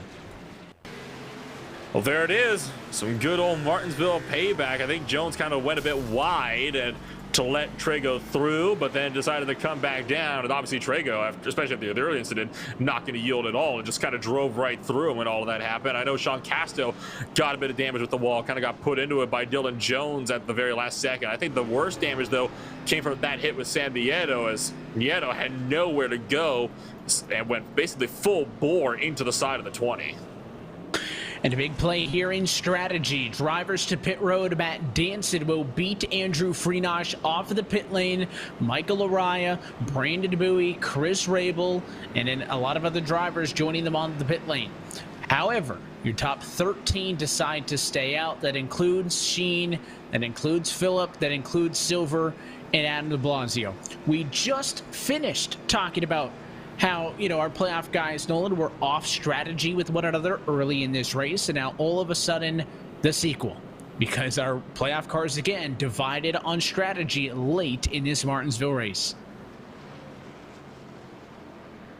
Danson is going to be tucked into 14th place with the looks of things. You got Freenosh just behind him down in 15th. Bowie, a driver who was just about to overtake Agnello Phillip to potentially make his spot safe, now finds himself down in 17th place at the moment. They're going to have about 36 lap fresher tires than everybody else in front of them, but a good portion of those last 36 laps or so have been under caution, which makes you wonder, how effective are they actually going to be? The question, right? I mean, we'll see how much of that difference it actually is. Remember, Agnello Phillip, when he was on 40 almost lap old tires early in the race, was he slower than the cars around him? Yes. But that was, you know, faster cars trying to pass him, and he was able to hold on a decent bit. It's the opposite this time, right? It's the guys on the old tires up front now, but they're the majority, and it's that lesser number of fresh tired cars trying to work their way through the field. Danson, Freenosh, Bowie, those guys are going to have to work harder and tear up those tires quicker as they try to pass cars and catch the leaders, which could play in favor of the people trying to defend track position. Of course, this is a big splinter in the championship. Danson and Bowie, opposite strategy of that of Liam Sheen, who, if he can hang on to win this race, could advance. So could Phillip. So could, how about Nick Silver? P6. Silver staying out. Maybe the biggest change in this strategy, because he's been a kind of teen car all afternoon long. Look at Liam Sheen forcing the cars on the outside up and into the dark stuff. He gets the run off of 4, and we're green with 75 laps to go. Car hangs tight though. Here comes Agnello Phillip to the inside. He wants to fight for second, and a fight he'll get, but car too quick off the corner, comes down and shuts the door. And Phillip doing a very good job there and backing out of that overtake attempt to be able to clear himself. Silver forces Jaron Weimaster to back out from the outside line, so that makes it now playoff drivers in first, third, and fourth, with just Zachary Carr up in second place. You can also see, oh, trouble! Weimaster sent by Brandon Siggs into turn 3. Major crash. Cody Harris gets collected as well. What on earth happened between the 66 and the 48 car down into turn 3? And Brandon Siggs quickly claimed responsibility for that one. That's another case of, you know, inside's kind of open. You try to make the move, and I mean, unless you're alongside somebody, Nolan, no one's going to pull over for you at this point in the race. And Winemaster's taking the corner. The 66 tries to drive it into the bottom and goes right into the left rear. And we'll see just that here. I mean, coming in a bit late onto the scene, but watch out at de Blasio. Got a bit of a hit with Cody Harris there mid-corner as well. This will definitely tell the story right here. Siggs already look for the inside, and Weimerson just chops across him. I'm going to be honest. If I was Brandon Siggs, I don't know if I would have claimed that one. He was very quick to claim responsibility, and, you know, that's why these are always such subjective calls, right? If no driver feels like they were the cause, they cannot claim it, and it'll be reviewed post-race, and a possible outcome is the review people just say, listen, it was kind of a racing deal. Both drivers were at fault, so no one's going to be assigned blame. Of course, the risk you take with not claiming a yellow is the penalty is harsher if you are found to be at fault. But, I mean, Jaron obviously feels like it was, you know, Brandon's fault. Brandon probably, you know, I think would prefer not to claim it, but plays it safe, takes the claim, and will take the EOL. You saw Brandon Bowie just dice his way through the middle of that one as well to work on up a couple of more positions. So Brandon Bowie Now finds himself in 10th place. He was down to 17, so in just that one lap, that's 10 spot, or that's about 7 spots gained, and a lot of those from that caution. But hey, you got to keep your nose, well, it's Martinsville, so I'll kind of alter this phrase a bit. You need to keep your nose relatively clean if you want to make up spots. Yeah, Boo, I think you mentioned, sneaking through the midst of that's big. Freenosh was right there. I mean, that was central on track to where all of those leaders who had splintered off on pit strategy ended up, was right in the middle of the pack there. And I mean, that could have been far, far worse than it ended up being. When I saw both cars going around, I thought we were about to get the big one at a whole parking lot, blocked in half the track, much like what happened in the 2011 fall race, for the Thomas Fast Rally 500 in the Cup Series. And a good thing that ended up not being the case. It was only those 4 or so drivers that got collected, and 3 of those drivers kept moving immediately, and Jared Weimer was really quick to get back on the throttle as well to make sure nobody else got involved in that one. So once again, it does certainly tend to help. And let's take a look at some of the cloud cover settling over this track as well, Evan. You mentioned this is a day race, but that being said, it is October 31st in sim, which means sun sets early, and that sun has dipped below the grandstand. So this track is now draped in shadow for likely the remainder of this race. Yeah, dark, cool conditions, racing close to 4:30 in sim time. Of course, the in sim date is Halloween, same as it was for yesterday's Cup race. Looking at track temp of a cool 73 degrees Fahrenheit. The cloud cover going to aid that as well. See what Liam Sheen can do. He's been so good on these race starts tonight. He's good on another one. But Zach Carr, consistently one of the best on the outside. He will drive alongside the one car, trying to challenge for the race lead up top. I think the bottom's going to prove to be just too strong, but credit to Zach Carr doing everything he can as Sheen finally clears a lap later. And luckily for Agnell, Fella can look down the inside for second place to start the freight train, and there'll be a single filed out until about, the 5th place on back, where you see Joseph Tice down to de Blasio looking to tango down to the turn number 3. Tice deep on the brakes, trying the outside line. I think from Nick Silver, seeing maybe he can get a run, but that's not going to go anywhere. Up front, Sheen big on defense, and you saw a bit of a slithering snake down that front straightaway as Zachary Carr tried to find a move through for the race lead. So Phillips stays in 3rd. Silver stays in 4th. I mean, this is big stuff for Nick Silver. He's not gaining anything on Agnell Phillip. But Brandon DeBowie behind could be in trouble. Spinner, it's Joseph Tice. And just as I mentioned, Bowie could be in trouble. He gets a piece of damage in this contact after Joseph Tice got turned off the bumper of the 21. And same situation for Matt Danson, who's also collected right in the thick of that mess, right behind it. Take a look at it there. Just got moved out by Adam de Blasio. Bowie gets damaged, so does Weimer. We saw Danson get into it. I think that was David Washington in the 98 car that also got into it deeper in the back of this one. Luckily, though, Tice kept that thing going. So, again, could have been a lot worse if he had stopped that on the racing line. And we take a look at this one here, and de Blasio just moving Tice up and out of the way. Freenosh, what a good job for the 88 car to get around that. What an avoidance to see that happening, and to know how high I've got to go to get out of the way. I mean, that's, the veteran stuff you expect. And here we go. More splintering of pit strategy. Liam Sheen and Zach Carr have given up the top 2 positions on track. They had seen that the drivers on fresh tires, Freenosh and Bowie, had gotten close to the top 5. They decide it is time to come down for service. Right side's on and off. Left side's on and off. Liam Sheen, 4 tires. Carr wants to challenge, but Sheen, first car off with 4 fresh tires. He is likely, though, to be back in 20th, Nolan. That's going to be far further down the running order than the likes of Freenosh were when they pitted for tires some 20 laps ago and cycled through into about 13th position. And Agnell Phillip is also among them. He is just actually right in behind Sheen and Zachary Carr. So you got Agnell Phillip now in the mix of this as well. So they're now going to be well down the order. You look up toward the other playoff drivers who currently sit, as we mentioned before, Matt Danson now up to 4th place. You have Brandon Bowie in 4th, Andrew Freenush in 3rd, Adam de Blasio 2nd, with Nick Silver up in the race lead. That is a playoff driver. 1, 2, 3, 4, 5. And not a single one of those drivers is technically safe coming into tonight's race. The other 3 drivers well down the order. It's just over 50 laps to go. So now, the strategy continues to be the story. Who would have thought, Nolan, that a white-knuckle Martinsville playoff race that to this point has had 12 cautions may be defined by pit strategy in the end of it all. I mean, that's how this one will all shake out.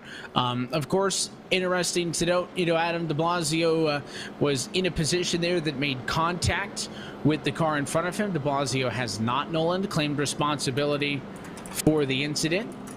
So because of that, that one will go down to a post-race review, and de Blasio maintains his track position in 2nd.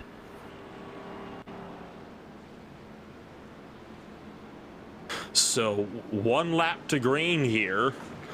Pace car still out pit road. You've got Silver, de Blasio, Freenush, Bowie, and Danson all in the mix of things.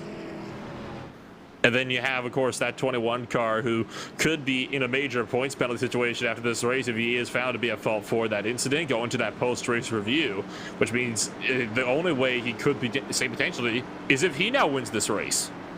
Yeah, he doesn't care if he's assigned to blame because 2 penalty points ain't going to suspend him, and he doesn't care about the 5-point penalty because he needs a win to get the job done. Green flag is back in the air, and through all of this, we're wrecking behind though. Castro's around, it's not going to matter. Yellow is back out, so another stack up on the inside, and it looked like it was it the 04? I mean, there was a lot of cars. But I think this time it was Whitaker spinning in the same spot we've seen 3 other spins come from. It was, and just shot to the outside wall. Castro got into that one big time as well. Bad news for that. And out of all of this, of course, you have now, of course, a couple of drivers that had to pass on the inside line because of that. Most notably, Zachary Carr and Jared Weimeister, that now have black flags for passing on that inside line. Prior to that incident, Braden Whitaker has taken the penalty, or is taking the responsibility for the penalty, but he's also taking it straight to the garage as well. So he is effectively out of this race, and I think he just didn't want the extra 5 penalty or point penalties that would come with it.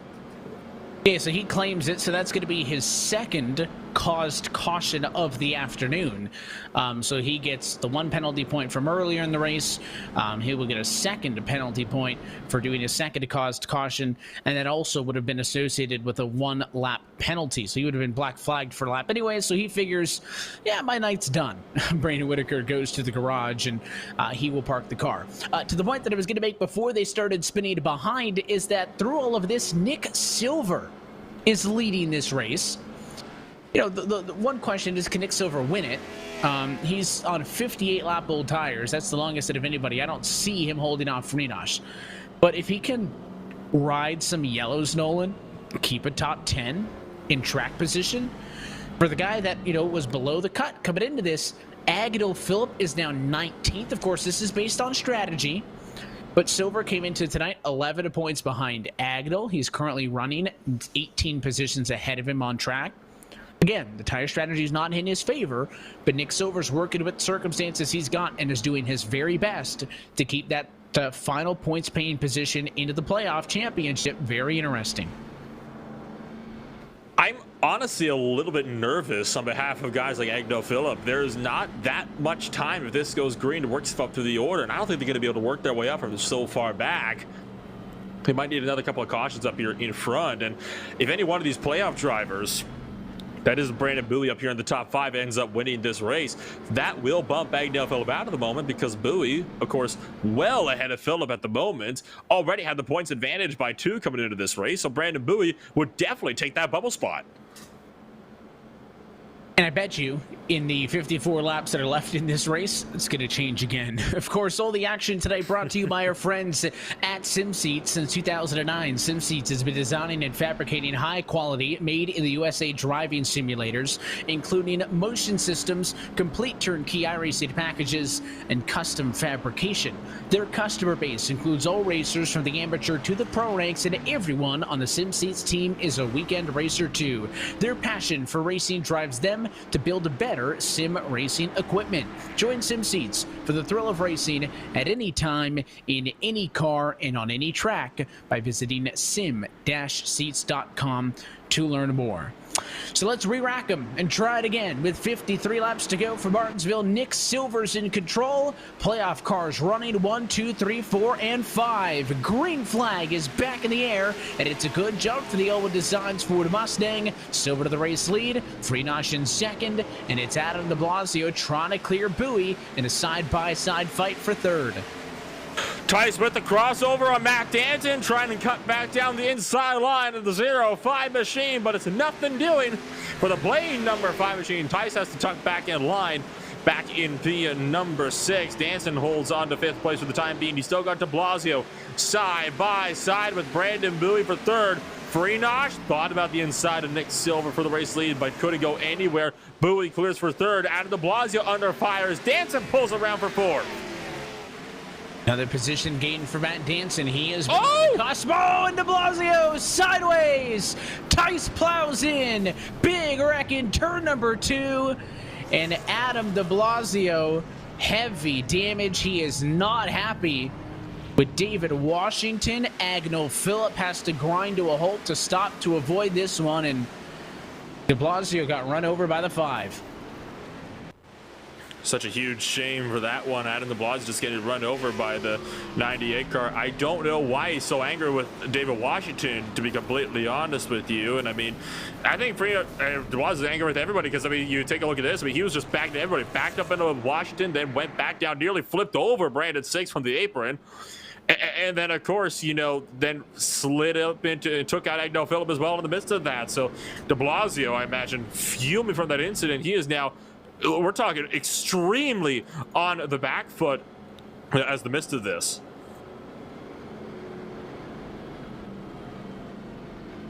So with all of this, everything backs up and more cars trickle down to the pit lane, but you know, it's going to shake out the way it shakes out, unfortunately, at this juncture. It looks like Agnell Phillip Nolan has gotten stuck behind the pace car. I mentioned he had to come to a stop because the track was blocked, right? Agnell was on the bottom when the incident happened. There was no clear passage on the bottom, so he stopped. Cars on the outside were able to drive around the outside of the incident. Agnell Phillip was not able to, and because of the way the pace car blended out, iRacing is holding him behind the pace car. Now, he's not going to lose a lap. He'll get waved around. He's technically not off of the lead lap because, well, the race leader's behind him, but he's going to have to scramble at the one to go to catch up to the field here. This puts him at a disadvantage and helps out guys like Silver. And that is part of why Martinsville is such a treacherous track if it ends up, you know, kind of having this bit of an incident here. I mean, it is so easy for a track to be completely clogged and you get stuck in behind it and you don't get out in front of the pace car. These sorts of things happen. And it's not just Martinsville this is exclusive to, right? I mean, you take a look at other tracks on the RC service. I mean, Lanier, very, very famous for incidents exactly like that taking place. And I imagine the Bull Ring, similar situation there. You got other, you know, half-mile tracks, you know, tracks similar to those of Stafford, of course, New Smyrna, South Boston, you name it. It's a similar thing that can happen at so many other short tracks. Even Bristol, we've seen it happen a couple of times there. And I believe, I'll double check the numbers, but I believe we're one short. I think that's caution flag number 14. Thought we hit 15. So closing in on the 17 lap total for the drivers. You know, or 17 total cautions was the caution total we saw last year in these playoffs. And that is what we're closing in on. I don't know if we'll get to 20, Nolan. There's still time. but he's close. We're getting close in this race, and this has made it a little bit harder to track the strategy because you got guys like Sheen who have been able to get through all the chaos, right? Sheen back up to 7th. Remember, he pitted for the race lead, but other guys like De Blasio and Phillip have only gotten further slowed down by all of this.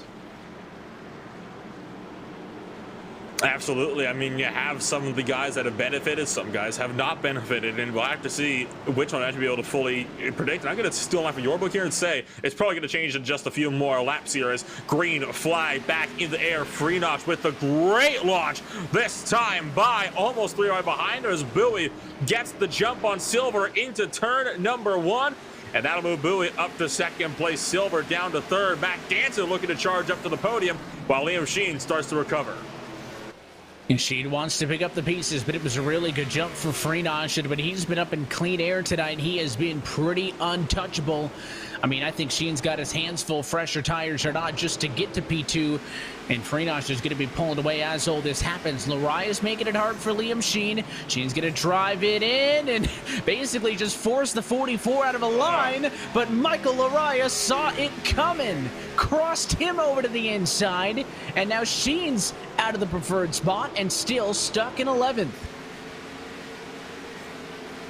Still stuck in 11th place, and I imagine Liam Sheen looking to be a little bit more physical when he gets around this time by. So, physical it already has been between these two drivers, and Liam Sheen in a desperate position now.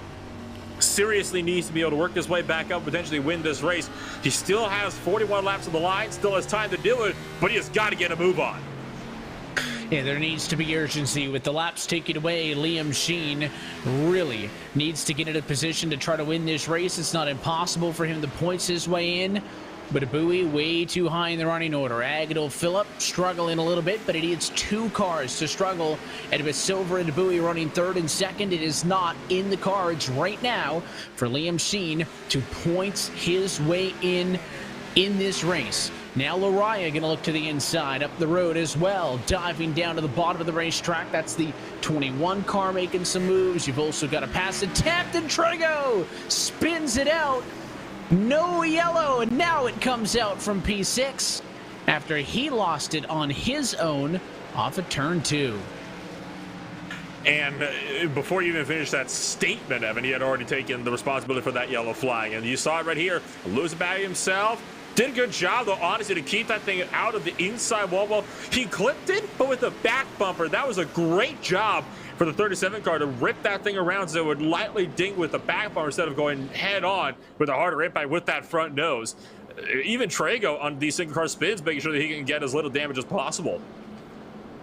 Yeah, locked it up, and the yellow didn't come out right away, so I thought, all right, we're going to be all right with this one, and then eventually it did come out very late. Pit road open, Castos in, 6, Harris, Trego all in, but it looks like your leaders are toughing this one out, as the number of lead lap cars is going to trickle down to 21. It was going to go to 20 because Trego claims this yellow, Nolan, so that should be, I believe, a 1-lap penalty for the second caution flag that he has been involved in this afternoon.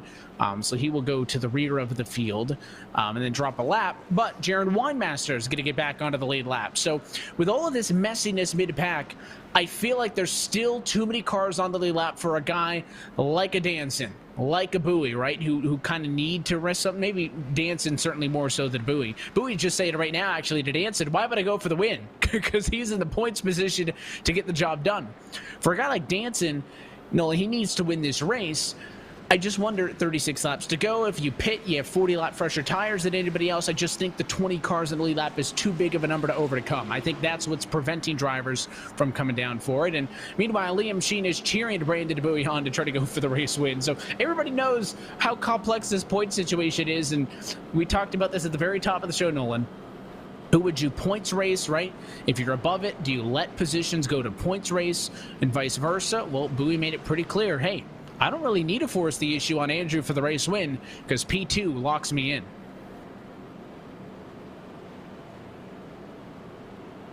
And this is kind of why I was kind of both dreading, but also so much looking forward to this race, right? Because, I mean, it is such a critical race, and it is quite the race to have as not just the second to last race in the season, but a playoff cutoff race as well for the championship round of all things. I mean, there could be no more chaotic track to possibly have as a cutoff race than the Martinsville Speedway, and I think we're seeing that in full force, just why that is here. And now we wait and hold our breaths. Do the lights go out on top of the pace car? Yes, they do. There will be 34 laps to go in this SimSeats 250. Still, nobody else has gotten to a mathematical point to lock themselves in. Brandon Bowie is in a very, very good position on the outside of the front row to race his way in. Then it's very different between Agnell Phillip and Nick Silver. Remember, they were 11 points apart coming into this race. Nick Silver sits in third, Agnell Phillip in 15th. They are currently separated by 12 positions. I think Nick Silver is in by 1 single point. Green flag back in the air. Freenosh is gone, but the battle for second might be the more important one. Nick Silver wants an extra position on the inside of Brandon Bowie.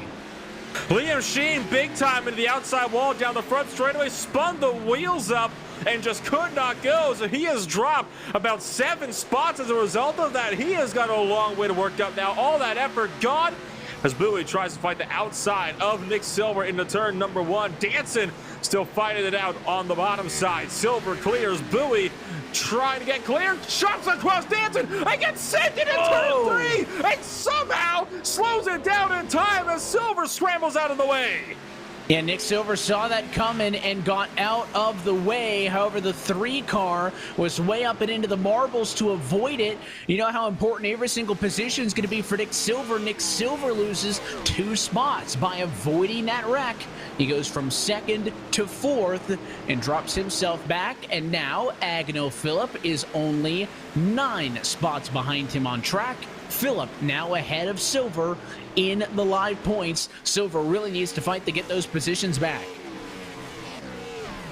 He certainly does, and he is now going to have to throw his way down to that inside line of the of the car in front of him, Chris Rabel, but he's just not able to be close enough. Look at Adam de Blasio still on a recovery drive up the inside of Kyle Kamer for 9th place into turn 1. And this is now with 30 laps to go. So this will be a relatively interesting incident here. If de Blasio gets into Nicholas Mara, clears successfully for P number 9. And Nicholas Mara going to have to try to defend hard now against Adam de Blasio if he wants to maintain that 8th.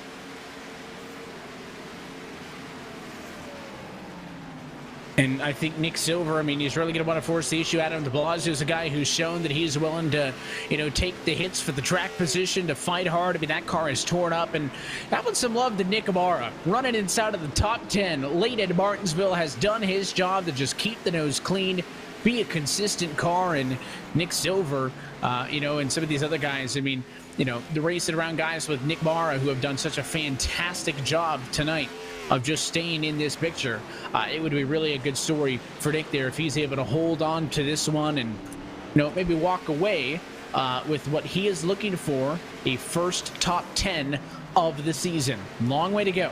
Heavy hitters behind him. Kamer has had a fast car, but has had issues. Same with Tice. Same with Agnell Phillip in 12th. Same with Liam Sheen in 13th. And don't forget, still needs to try to fight for a race win and had the race lead when he decided to go off strategy for the race leaders and come to pit road. So all these different stories coming together at once. Look at the 21 car. De Blasio's moving tomorrow. We're 3 wide in turn 3 with Agnell Phillip and Liam Sheen. Everybody pushing inside of 25 laps to go. Complete pandemonium from Martinsville in the dying moments of this race, and Phil needs to make up every possible spot that he can to try to keep these guys at bay. Contact between Phillip and Sheen at the apex of 3 and 4. Once again, starting to kick off. This time, Sheen gets stopped in a turn 1.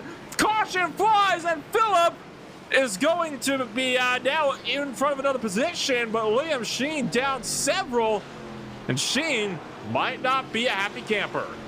And now the question is, Agnell Phillip apologized over the radio, Nolan, Agnew Phillip, remember, is barely ahead of Nick Silver by single digits as they run. Does he claim a yellow and take the end of the longest line to penalty, or does he swallow the penalty points? There's no win here for Agnew Phillip. If he truly believes that he was at fault, Nolan, he claims it, he gets an EOL, or he doesn't claim it to maintain the track position, but he gets a 5-point penalty post-race. That's a lose-lose for the 94. Talk about putting yourself in a compromising situation. You can definitely tell, not an intentional incident for Agnew Phillip, but I think just pushing too hard, trying to make up those spots. He's in desperation mode, and I can't say I blame him.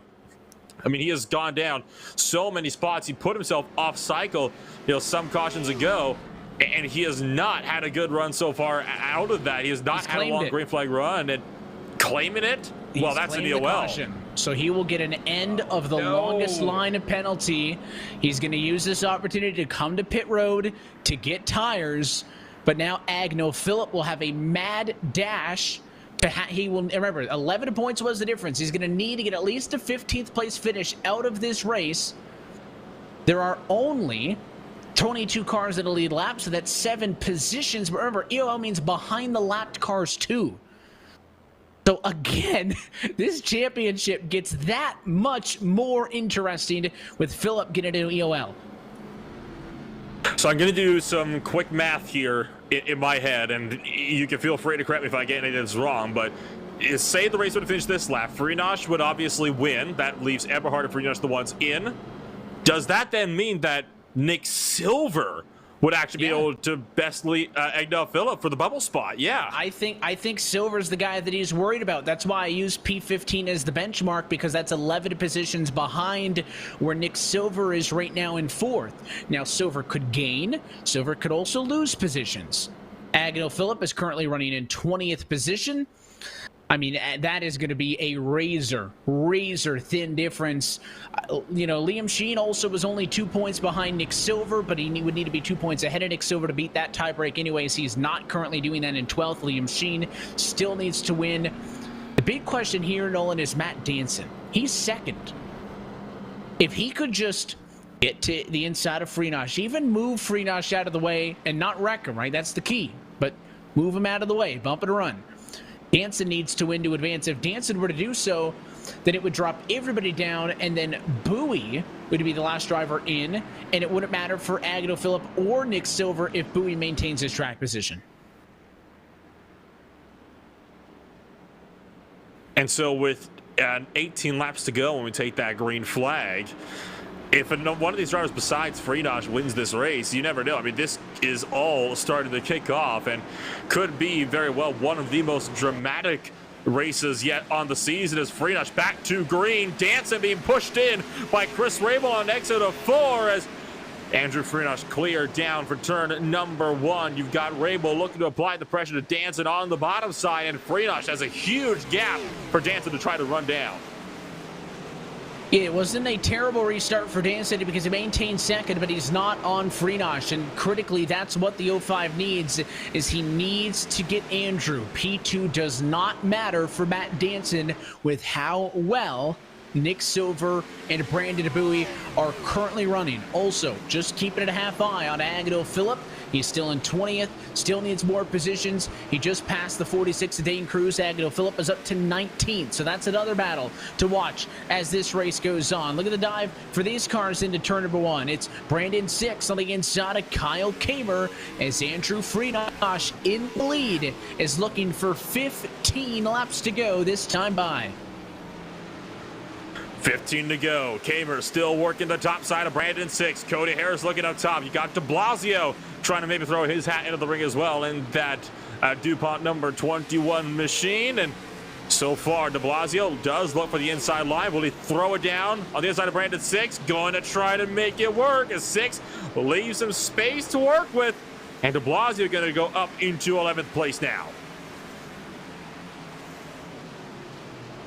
So that's a swap for position. De Blasio trying to make some noise here late. Agnew Phillip is up to 16th position, but Nick Silver has made a pass. He's up now to position number 3 and a caution. Brandon 6 spins. This will give an additional spot to Agnell Phillip, who passes him by default. So I believe Phillip in 15th, Silver in 13th is a 1-point difference. But the final spot in is, we take a look at the replay, and it looks like a bit of an accordion effect here, Nolan. 6 gets into the back of Harris there, slows him down a little bit, gets into the back of the 8 car, just a bit of an accordion effect. Yeah, very little that Kyle Kamer could do. That obviously that sudden stop from Brandon Six when he hit the back of Cody Harris is not something that Kyle Kamer can anticipate. Not something I would say he should expect to anticipate, because obviously he doesn't know that Six is going to go into the back end of Cody Harris just up the road from him. And how about the heads-up driving from the field here to be able to get around this with nobody else being involved in him? And you look at Joseph Tice, who was kind of following him up the track and eventually went around the outside line. Lariah also had to go up high. Same story with Zachary Carr, but because of that, they all made it out of that one with only Brandon Six being the driver collected in that one. So overall, some more good intensive driving on the field. There's been a lot of that tonight. We've had a lot of cautions. Yeah, about, I think this is what, 17 now, but usually there are more than just 1 or 2 cars collected. I just think the biggest thing, no offense to Brandon Six, he has had a rough night tonight, but the biggest thing with that spin is it gives a free spot to Agnell Phillip. I mean, that's what I'm looking at. Phillip would have been 16th. He's now 15th. That's a free spot. Nick Silver's 13th, or 3rd, I should say, sorry. So they are 12 points apart on track. Remember, they were 11 points apart coming into tonight. Don't quote me on it. We'll wait till this is all official at the end of the night. But I believe Brandon Bowie's in on points right now, and I believe Nick Silver is ahead of Agnell Phillip by 1 single point. Coming inside of 10 to go. And of course, Nolan, we got to talk about tiebreak procedure, right? We saw this be a factor at the end of the round of 16. After Bristol, we had a tie for the last 2 positions in the championship to advance. That one had to go down to a tiebreak. And in RSR, unlike the Cup Series where it is simply highest finish in that round, the tiebreak procedure in this series is a little bit different. The tiebreak procedure goes in order of race wins. Well, if you have a win, you wouldn't be in a tiebreak, so that doesn't matter. It then goes top 5s, it then goes top 10s, poles, laps led, and starts in the round. So that is critical. And if it's tied after that, then and only then would it go to best finish. If at that point there is still a tie, Nolan, there is no further tie breaks beyond that. And in theory, they might both have an opportunity if you run out of tie breaks. I don't know who has the tie breaks, so we'll just have to hope that the math stays easy on us for late in this one. But I believe this is, talking about the yellow flags in this race. To my count, I think we're just getting off of caution flag number 17. Exact same number that we saw last fall. Do we have any more in the bank? 8 laps to go from Martinsville. A race win and a couple of spots in the championship 4 are still on the line. Green flag for Friedrich. Playoff drivers in 1st, 2nd, 3rd, and 4th, and it is all to play for. Lariah and Rabel side by side for 5th place behind them. Agnell Phillip still trapped, looking 3 wide at the inside of Sheen and de Blasio up in a turn at number 3. So playoff drivers going 3 wide with each other. They managed to get out of that one, though. For the incidents, 8 laps remaining from Martinsville. Phillips up to 14th. That's a position gained. Tied with Silver. Now Phillip passes Liam Sheen. He is temporarily in 13th now. He has overtaken Silver by a single point. Sheen goes up, makes contact with the 21 of Adam de Blasio. They get all kinds of out of shape. De Blasio's into the wall. His night may be done. Both he and Sheen needing a win. They are far out of the picture to do so. And now with Agnell Phillip in 13th position, Olin, I think Nick Silver needs to pass Matt Danson. 5 laps to go. Just 5 laps to go. About 2 minutes left of total racing action. 3 wide up the road. Weimaster side by side with Castro and Joseph Tice. And there's nowhere for Agnell Phillip to go. You're going to have to scramble to the bottom side as they're going to all compress into turn number 3. Weimaster goes wide. Phillip makes him another one. Now trying to punch his way up into the top 10, which would definitely be a crucial position for him. A little bit of a bump for Weimaster. Weimaster gets hit by Kyle Kamer. Saves it. No caution. We keep it green. And what a pass for Agno Phillip, because that means that he is well in the clear, it looks like, up to P11. You got guys like Martinsville Major, other drivers fighting to mid-pack. Joseph Tice is on the inside of Sean Casto. These drivers fighting for position number 8, but up front, Freenosh is pulling away. Silver still trying to get around Danson. 2 laps to go. It's a desperate move here for Nick Silver. Like you said, might just have to get past Matt Danson. Doesn't put the bumper. He does give it the bumper. Danson shoved out a line. And Silver got to punch his way up into second place. Brandon Bowie takes third. Lariah takes fourth. And Andrew Freenosh gets that caution. How can it get there? Green, white, checkered.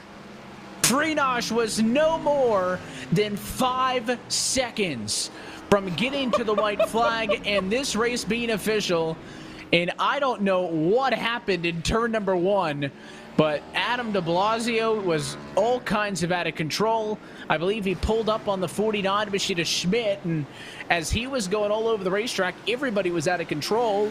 Manazzi Major spins it, and it was Nick Mara who gets into him. And somehow, through all of that, Jaron Winemaster is claiming responsibility for the incident. Maybe he feels like it was his spin that caused it. He also self-spun. It is calamity at Martinsville.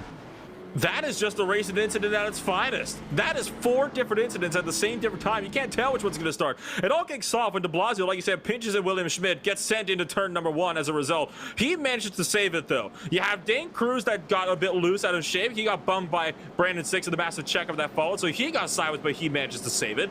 And then at the exact same time, Jaron Winemaster, as well as Manazzi Major and Nicholas Mara, all spin out at the same time. Mara got collected, though, by Major.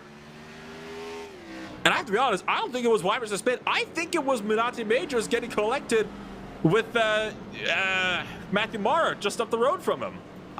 It's a tough break. It's certainly one of those instances, Nolan, where having a spotter in the sim with you can help, right? He can let you know, like, hey, there was another spin. It might not be us, but Winemaster has claimed responsibility. It's his second assigned incident of the night after he was marked down for an unclaimed caution at lap number 158 in this race. So he gets a 1-lap penalty. But how about Agno Phillip? I mean, we knew Nick Silver was desperate for every spot he could get, Nolan. Put the bumper to Danson and did it cleanly, or as cleanly as you can for a bump and run. And because Danson lost several spots, Danson's going to be on row 3. Silver's going to be on row 1. I think Silver may be far enough away to avoid retaliation from Danson. But how about Agno Phillip, who passed about 7 cars on that run to get himself up into P10, which should mean that as long as Nick Silver doesn't win the race, Agno Phillip will be good. However, Nick Silver just put the bumper to Matt Danson, who says that he's not going to put the bumper to Andrew Freenosh, as we get set for overtime attempt number 1 of 3. If there is ever a place for a bump and run on any short track, it would be a green-white checkered. You talk about how a race can have just about everything in it, and I mean, photo finishes are a rarity at Martinsville, but let's just say this. From what I've been seeing for the last few races, this is both in-sim at Martinsville, this is also real-life Martinsville. The guy that starts the last lap, if it's door-to-door with the guy that's beside him, or even though it's a tail, the guy that's in the lead usually doesn't stay there for that last half mile. Silver also does not have any penalty points coming into this race. Not that that's open season, but he is a very clean driver. We will see how he approaches this situation. It is all on the line right here and right now. The pace car is down and in for green-white checker, attempt number 1 of a possible 3 to Martinsville. Green flag in the air, and it is a rock star restart for Freenosh. He is clear for the race lead. Brandon Bowie to the inside of Silver. Oh, Silver gets turned! Oh! Silver's into the wall. A huge swing in the championship. There was a wreck behind your leaders. And after the yellow came out, Matt Danson pushed Bowie into Silver. That is both primary contenders out of this race, and Danson's already on probation, it's worth noting. What does this mean for Matt Danson if he's found at fault for that? And Bowie, who had been so safe all night in the points, now has to scramble to get back into this race, and we don't even know. You know, the actual caution was way behind them. Kyle Kamer was the actual yellow. Kamer self-spun on the front stretch. That's the actual yellow. And that, I think, is the one saving grace at the moment from Matt Danson, is the fact that he does not have to take responsibility because it was already out by the time that crash happened. That was Kyle Kamer, I think, started the self-spin. He got a bit of help on the front straightaway. He took a look at it on the replay there. It was Kamer getting turned around. I think he had just lost the rear end and then got hit by de Blasio. That is the one, I'm going to say it again, that is the one thing that is a saving grace for Danson here. He is on probation, remember, so causing another yellow flag also always less than ideal for him, but he doesn't have to claim it because he wasn't the cause of it. And we'll see, not that Kyle Kamer has an overarching theme in this championship conversation, but that is Kamer's second incident of the night. He claimed a caution back on lap 60. So if he claims this one, it'll be 2 additional bonus points. There may be a couple of drivers missing to Phoenix based on penalty points.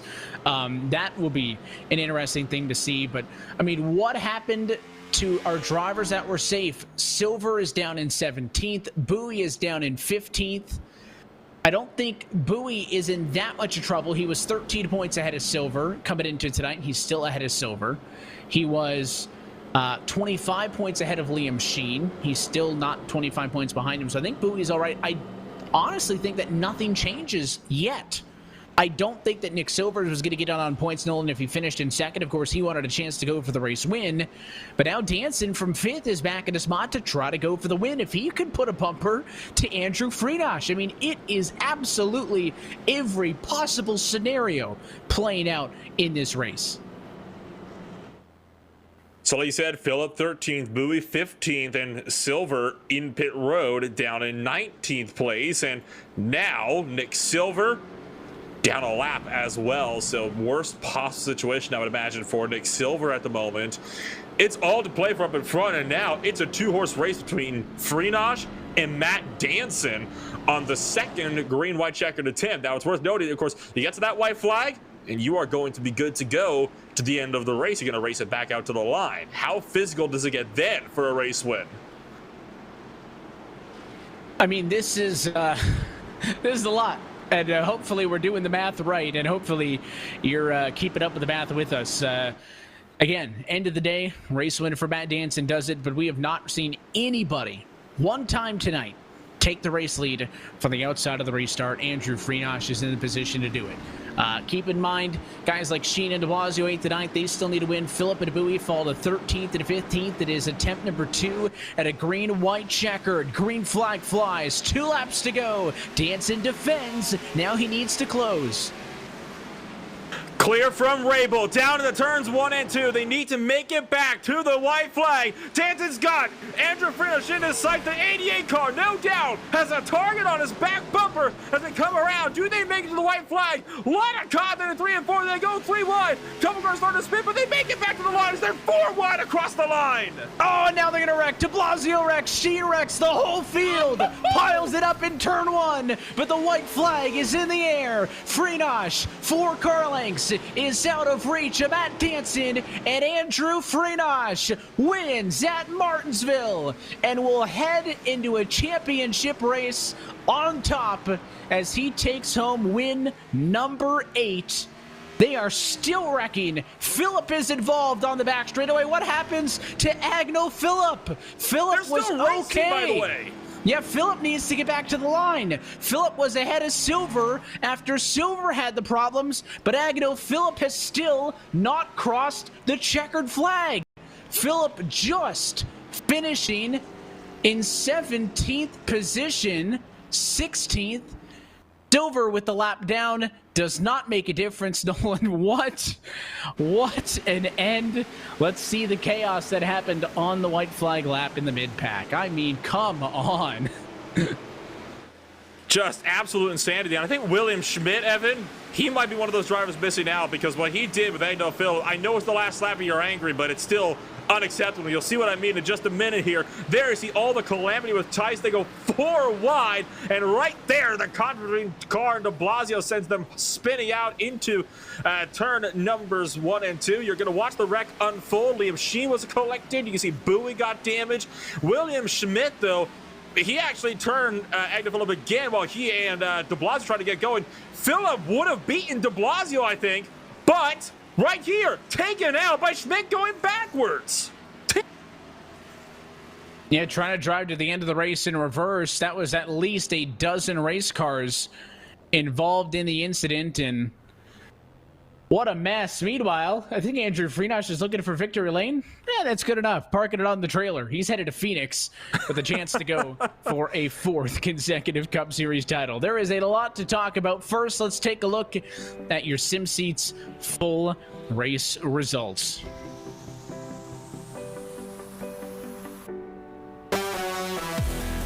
Race winner Andrew Freenosh has won 2 races in the round of 8, and he is fighting for the championship here in 2021. He beats out Matt Danson second, Chris Rabel third. We'll try to talk with all of those drivers in just a few moments. Ross Cato, Cody Harris finished it inside of the top 5 at Zach Carr, Michael Araya, Dane Cruz, Brandon Abui, and Nick Mara in P10.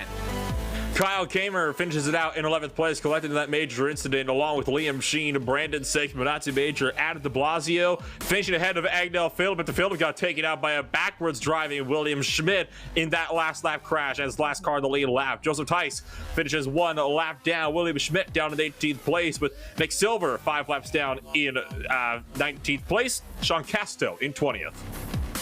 Continuing on down through the results in this one, 21st and out of this race, Jaron Winemaster, David Washington, Brian Chambliss, Trevor Trago, and Braden Whitaker, the top 25. Out of Sam Nieto, Dylan Jones, Daniel Everhart, Shane Parrish, and Steve Soa, the top 30. And that is just going to leave Jeremy Miller, Trevin Valderrama, Rhett McBride, Matthew Marr, Michael Kuczynski, and Dominic Howe to round out the 36-car grid. Look top to bottom at your full race results tonight, presented by our partners at SimSeats. Since 2009, SimSeats has been designing and fabricating high-quality, made-in-the-USA driving simulators, including motion systems, complete turnkey iRacing packages, and custom fabrication. Their customer base includes all racers from the amateur to the pro ranks, and everyone on the SimSeats team is a weekend racer too. Their passion for racing drives them to build better sim racing equipment. Join SimSeats for the thrill of racing at any time, in any car, and on any track by visiting sim-seats.com to learn more. Well, the one driver who didn't care about the drama tonight was Andrew Freenosh, and he is in victory lane again. We are trackside with the driver of the number 88 machine. Andrew, congratulations on another win, and we'll talk logistics about Martinsville in a minute, but first, with all the drama with everybody else, drivers who needing wins, having chances, getting wrecked, going through the field and coming back, and with all of that chaos, was your night calm, or was it just as chaotic being in the midst of it? You know, it's funny, these last 2 weeks I've just been focused on Phoenix, and I got to do a little practice here, but I've been trying to come in these races, just have fun, not screw anybody up, and I got to apologize to Liam. I know I raced him a little hard at the start there, but yeah, it was just kind of, nerves were calm because it really doesn't make a difference what I do, and I guess that helped, but it's funny, you know, you're in RSR, you're on a broadcast, and those last few races, or the last few laps, I was still very, very nervous, so that was kind of my take, and that's how it went. Of course, you do get the race win at all of this. There were opportunities once you got out front where you were able to get big leads, but lots of time you were dealing with traffic, and then all of a sudden, we get into the restart game where you try to protect the inside. I mean, just tell us a little bit what it took to be fast here tonight. Yeah, I wish I did better on pit road. I kept stopping short or sliding through, and I kept losing spots, and it was so hard to pass. Unless you had new tires, you just had to get through, and it seemed like the inside was very good in the restarts. I learned from last year, we got dumped here with like 5 to go in the lead in the spring race. Just don't go on the front stretch, because they'll be even with you, and they'll have a chance to kind of move you into one. So I kind of kept that in my memory, just kept trying to get the bottom, get a decent start, don't spin the wheels, and just pull away, and that's what we were able to do. Of course, Phoenix coming up next is the story we've all been waiting for. The last time we talked with you, though, we didn't really know that 100% at least, that new Phoenix was going to be coming to the surface, right? I mean, the track itself, the surface itself is not that different. It's just a restyling or reprofiling, if you will. Front stretch switch to the back stretch. You know that the dog leg now being available on the restarts is going to be big as opposed to being on the back stretch. I mean, how has that maybe interrupted the practice and preparation for the racetrack, or has it not made a ton of difference trying to get adjusted to the new track that we'll be using? Yeah, that first week I was practicing on the old track and a little frustrated they did put that new one in. the new track is completely different. I've done over 1,000 laps. I've done tons of AI races there. I wish the race was tomorrow because I'm ready to go for it. It's so different. The lines you run are completely different, and it's going to be extremely hard to pass. I think it's going to a real premium on qualifying, and I don't know who the Final Four is. I know Daniel, myself, and from there I have no idea. So these guys are going to come prepared. You saw Liam came prepared tonight, and he had to win, and I had no doubt the rest of the two guys are going to come prepared, and that's what we're going to try to do is just out-prepare them, be ready. Like I said, we have a ton of laps, and we're ready to go now. What is going to, if you could pick out a single thing, what's going to be the key to finding success at winning a championship next Monday at Phoenix? I think it's going to be track position and using your tires correctly at the end of the run. I'm hoping we go green. If we go green, I'm extremely confident. If we get a slew of yellows like tonight, I don't know. We will see how this one shakes out. Our championship races are known to sometimes have a bit of drama, Andrew. We'll let you go. Before we do those, sponsors, shout-outs, all of those good folks who has powered the 88 team to an incredible 8-win season here so far in 2021. You got to say thanks to the Sim Racer film on the car all year. Great success this year with it, so big thank you to them. Evan, for everything you do. I know I say it every week, but this league is awesome. I love it. I've been here. This is my 5th season, and just the best league I've ever run on iRacing, so thank you. Thanks to all the fans. I hope we put on a good show. I know it must have been entertaining to see Matt get up to second. He needed to win. Liam was up front, and all the drivers, I had fun. Again, I apologize to some of those guys. I was racing hard. Just, I don't know. I was in my own mindset, not really thinking about it. So big thanks to all of them, and that's about it. Looking forward to seeing what you can do on a Monday night, Andrew. Congratulations on the win tonight, and best of luck. Thanks so much, guys. Have a good night. 1/4 your championship for Freenosh, looking for a record of 4th straight title next season. Meanwhile, Nolan, I'll hand things off to you for 2nd and 3rd place. Matt Danson is P2 tonight and officially -5. He finishes 5th in the round of 8, just missing out on a chance to fight for the Cup championship. You are stood by with him. Indeed, I am. And Matt Danson, you join us up in the broadcast booth. You finish on the podium, but you're still that one spot out. 5 points sees you out of the championship round. And I imagine that has got to be tough news to hear after such a strong performance from you tonight. Hey, Nolan. Honestly, no, that's kind of a relief. So I started a new job in the real world the day before. So I was a little bit worried if I was to make it that I'd have that what if hanging over my head because of I simply wouldn't be able to race. So it's kind of a relief to be out because then there's none of those question marks. But interesting race, that's for sure. And you mentioned, of course, it's a relief for you to actually be out of this race with that much less pressure coming over into the new racetrack at Phoenix. And, of course, Phoenix Raceway comes up next. It is a brand new scan released just this last week. Do you have any current game plans going into the season finale, or is it just turn up and see what you can do? Well, yeah, I mean, like I said, I don't think I can be there because these races, it's 2 o'clock in the afternoon for me now. So, that's the middle of the day, obviously, and the middle of the workday. So I don't think I will be able to race. So I haven't done any laps, and I probably wouldn't, I assume. But I have seen the pictures of it. It looks incredible. iRacing's done an amazing job, and I'm absolutely certain that the show from all the drivers in RSR is going to be incredible. It'd be some interesting storylines with Andrew going for a repeat performance. He's been impeccable throughout the particularly this round. I feel like the other ones he did all right. Maybe took his foot off the gas once he got a win or so, but this last one he's going in with massive momentum, so he'll be insane. In terms of this race, it was a messy one at times. I was just basically trying to roll around and see what we could get. I'm not great at Martinsville, so I wasn't expecting much. And at the end, it was sort of a bit unfortunate, sort of being the victim of a couple little games that were being played. I understand, obviously, I think it was Bowie and Nick, they're trying to point their way in or whatever they were doing. And, Brandon sort of tried to park it on well, first of all, he's laying a car length off the back of the leader on the restart, playing a little game there, and then tried to park it on turn 1 to let Nick have the nice clean run around the outside to get the P2. So, it's unfortunate when you try and stay as clean as possible, and you can't really predict those sorts of maneuvers. But happy to get a P2. Might be my last race for a while. If things fall okay in the winter series, hopefully I'll come down for a race or two. But I appreciate coming by and all the work that everyone does. Yourself, Evan, everyone behind the scenes that makes it happen. It's been an incredible year, and I'm really grateful to have been a part of it. And of course, you mentioned that this might be your final race for a little while here, Matt. Obviously, you said you might come down once or twice for the Winter Series if that all goes well. Can we expect actually to see you back to maybe fight for another title next year, though? Yeah, I hope so. I mean, it's really tough because obviously you guys are just about to start daylight savings or end daylight savings. I'm not sure which way it works, but during most of the year, these races are at 11 a.m.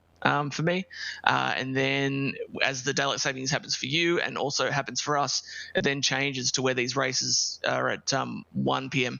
So the ones as long as it's 1 p.m. I probably won't be able to do it, but when it's 11 a.m. I could probably do those ones. So I do hope to return for Cup. I might miss the first couple of races at the start of the season, but then we'll take it from there. And well, Matt, it has been a pleasure being able to, witness your powerful drives throughout the season. You mentioned you weren't the best at Martinsville, but you still bring it home in second place and so close to a place in that championship round as well. Thank you for joining us here for not just this season, though, but also, this race up here in the broadcast booth tonight. It's been a pleasure to be able to talk to you once again, and hopefully we'll be able to talk to you many more times in the future. Thanks, mate. Take care. That was Matt Danson bringing it home, second place, just 5 points out of the championship round at Phoenix. One more driver yet, though, to come up and give us a bit of a chat here tonight, and it was Chris Rabel to bring it home as the final driver on the podium. And Chris, like many drivers on the grid, your car had a few bumps and scrapes throughout the end, but you still managed to limp it home to third place at the end of it. Yeah, she was a little bit worse for the wear there at the end, but somehow we managed to fight through the adversity I experienced about a third of the way through and worked my way back up front to finish podium. We saw quite a few longer green flag runs early in this race, and then it kind of all kicked off near the end. Do you think that was just drivers starting to lose patience or fatigue, or what do you think kind of contributed to a slightly higher caution count in the later stages of the race? 2 words, Martinsville and playoffs. Whenever you get those two mixed together, that's going to be what happens. We just watched it all happen over the weekend with the real Cup guys and the truck guys, people trying to get into the playoffs, championship round. Got to do what you got to do. And of course, next week, you of course have the brand new Phoenix Raceway, new scan, overall relative track layout, but very different dynamics with the new updated start-finish line. Do you have any plans coming into the season finale? I'm excited. I haven't done any testing there yet, but I loved all the variations of Phoenix we've had so far on iRacing, so I'm kind of excited for it. Excited for the Winter Series coming up too, which Century Communities will be back on representing me for that series. Well, the fingers crossed, you're going to find yourself with some great speed going forward into, of course, that Winter Series. And you mentioned Century Community is going to be on your Ford Mustang once again, and hopefully we'll be able to see you fighting up there for podiums yet again over in the winter season, and potentially this next week here at Phoenix. Well, Chris, thank you for taking the time to come up here and join us in the broadcast booth. Pleasure to be able to talk to you on the occasion as always, and best luck next week in the finale. Thanks. I appreciate it, guys. That was Chris Rabel bringing it home in that number 29 Century Communities Ford Mustang. And well, Evan, that will round out the podium. And as you were mentioning, I mean, Danson being out by just 5 points, such a rough run for him. But it seems like some drivers not taking that too harshly. They're going to be taking it kind of just on the chin, pick themselves up, try again next year. Of course, Danson, Winter Series champion at his first RSR competition, but, it's quite honest that the current Cup car package very different than how those Xfinity cars race. I think to come within 5 points of making it to a championship 4 in anybody's rookie campaign is quite a feat. But let's talk championship 4.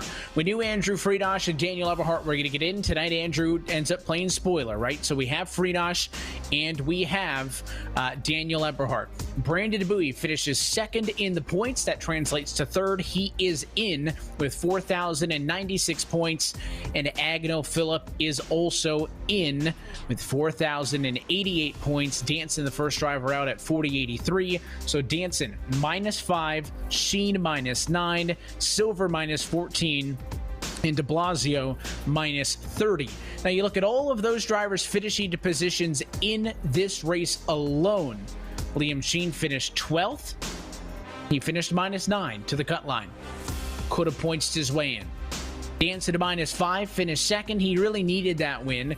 And then Nick Silver, it involved in a late race accident, finishes 19th. He is -14. If he had gotten a top 5 in this race, he may have had an opportunity to advance, but of course there was the late race contact between he and several other drivers. So maybe I'll preface that it's all unofficial, but that is the championship for Andrew Freenosh, Daniel Eberhardt, Brandon Bowie, and Agnell Phillip. And what a whirlwind of a year that it has been, Nolan. But we have one race left to decide it all. And to be honest, I'm not sure the championship race can, live up to the madness that we saw here tonight at Martinsville. But it's certainly going to be very fun as we get set to crown the 10th Cup Series champion all time in RSR Cup Series history.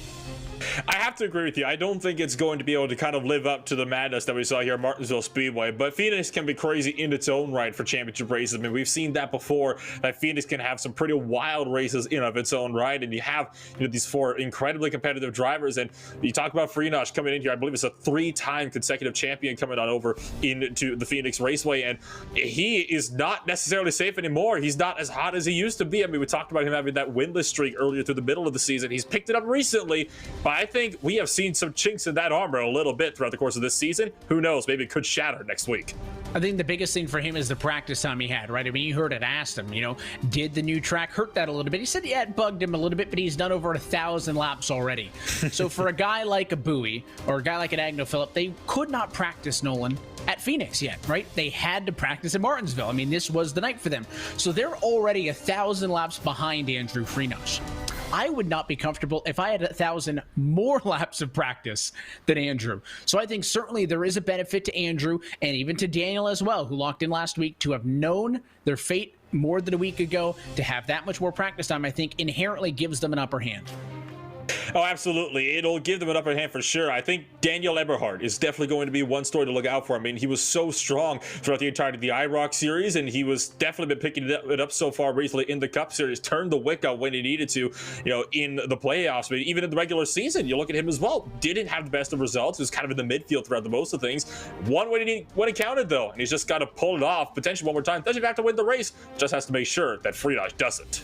And he's been so close before. Daniel finally wants to break through. And what a year that both Bowie and Agnell Phillip have had. It would be incredible stories if those drivers could cap off their best years in this series with the championship. It's all going to go down about next Monday night. We hope you join us then. But until next time, that is it for us here tonight from Martinsville. On behalf of our entire team at RaceSpot TV, RealSimRacing, all of our partners and sponsors that make all of this possible, and of course for your broadcast team tonight. For our producer downstairs, Tyler Maxson, for Nolan Rempel and myself, Evan Pasoko, I want to thank you for tuning in and congratulate Andrew Freenosh. He is championship 4 bound alongside Eberhardt, Bowie, and Phillip. We'll see you next Monday night for the championship 4 finale at Phoenix. That race and every race at the SimSeats RealSimRacing Cup Series playoffs can be found exclusively here on RaceSpot TV. Until next time,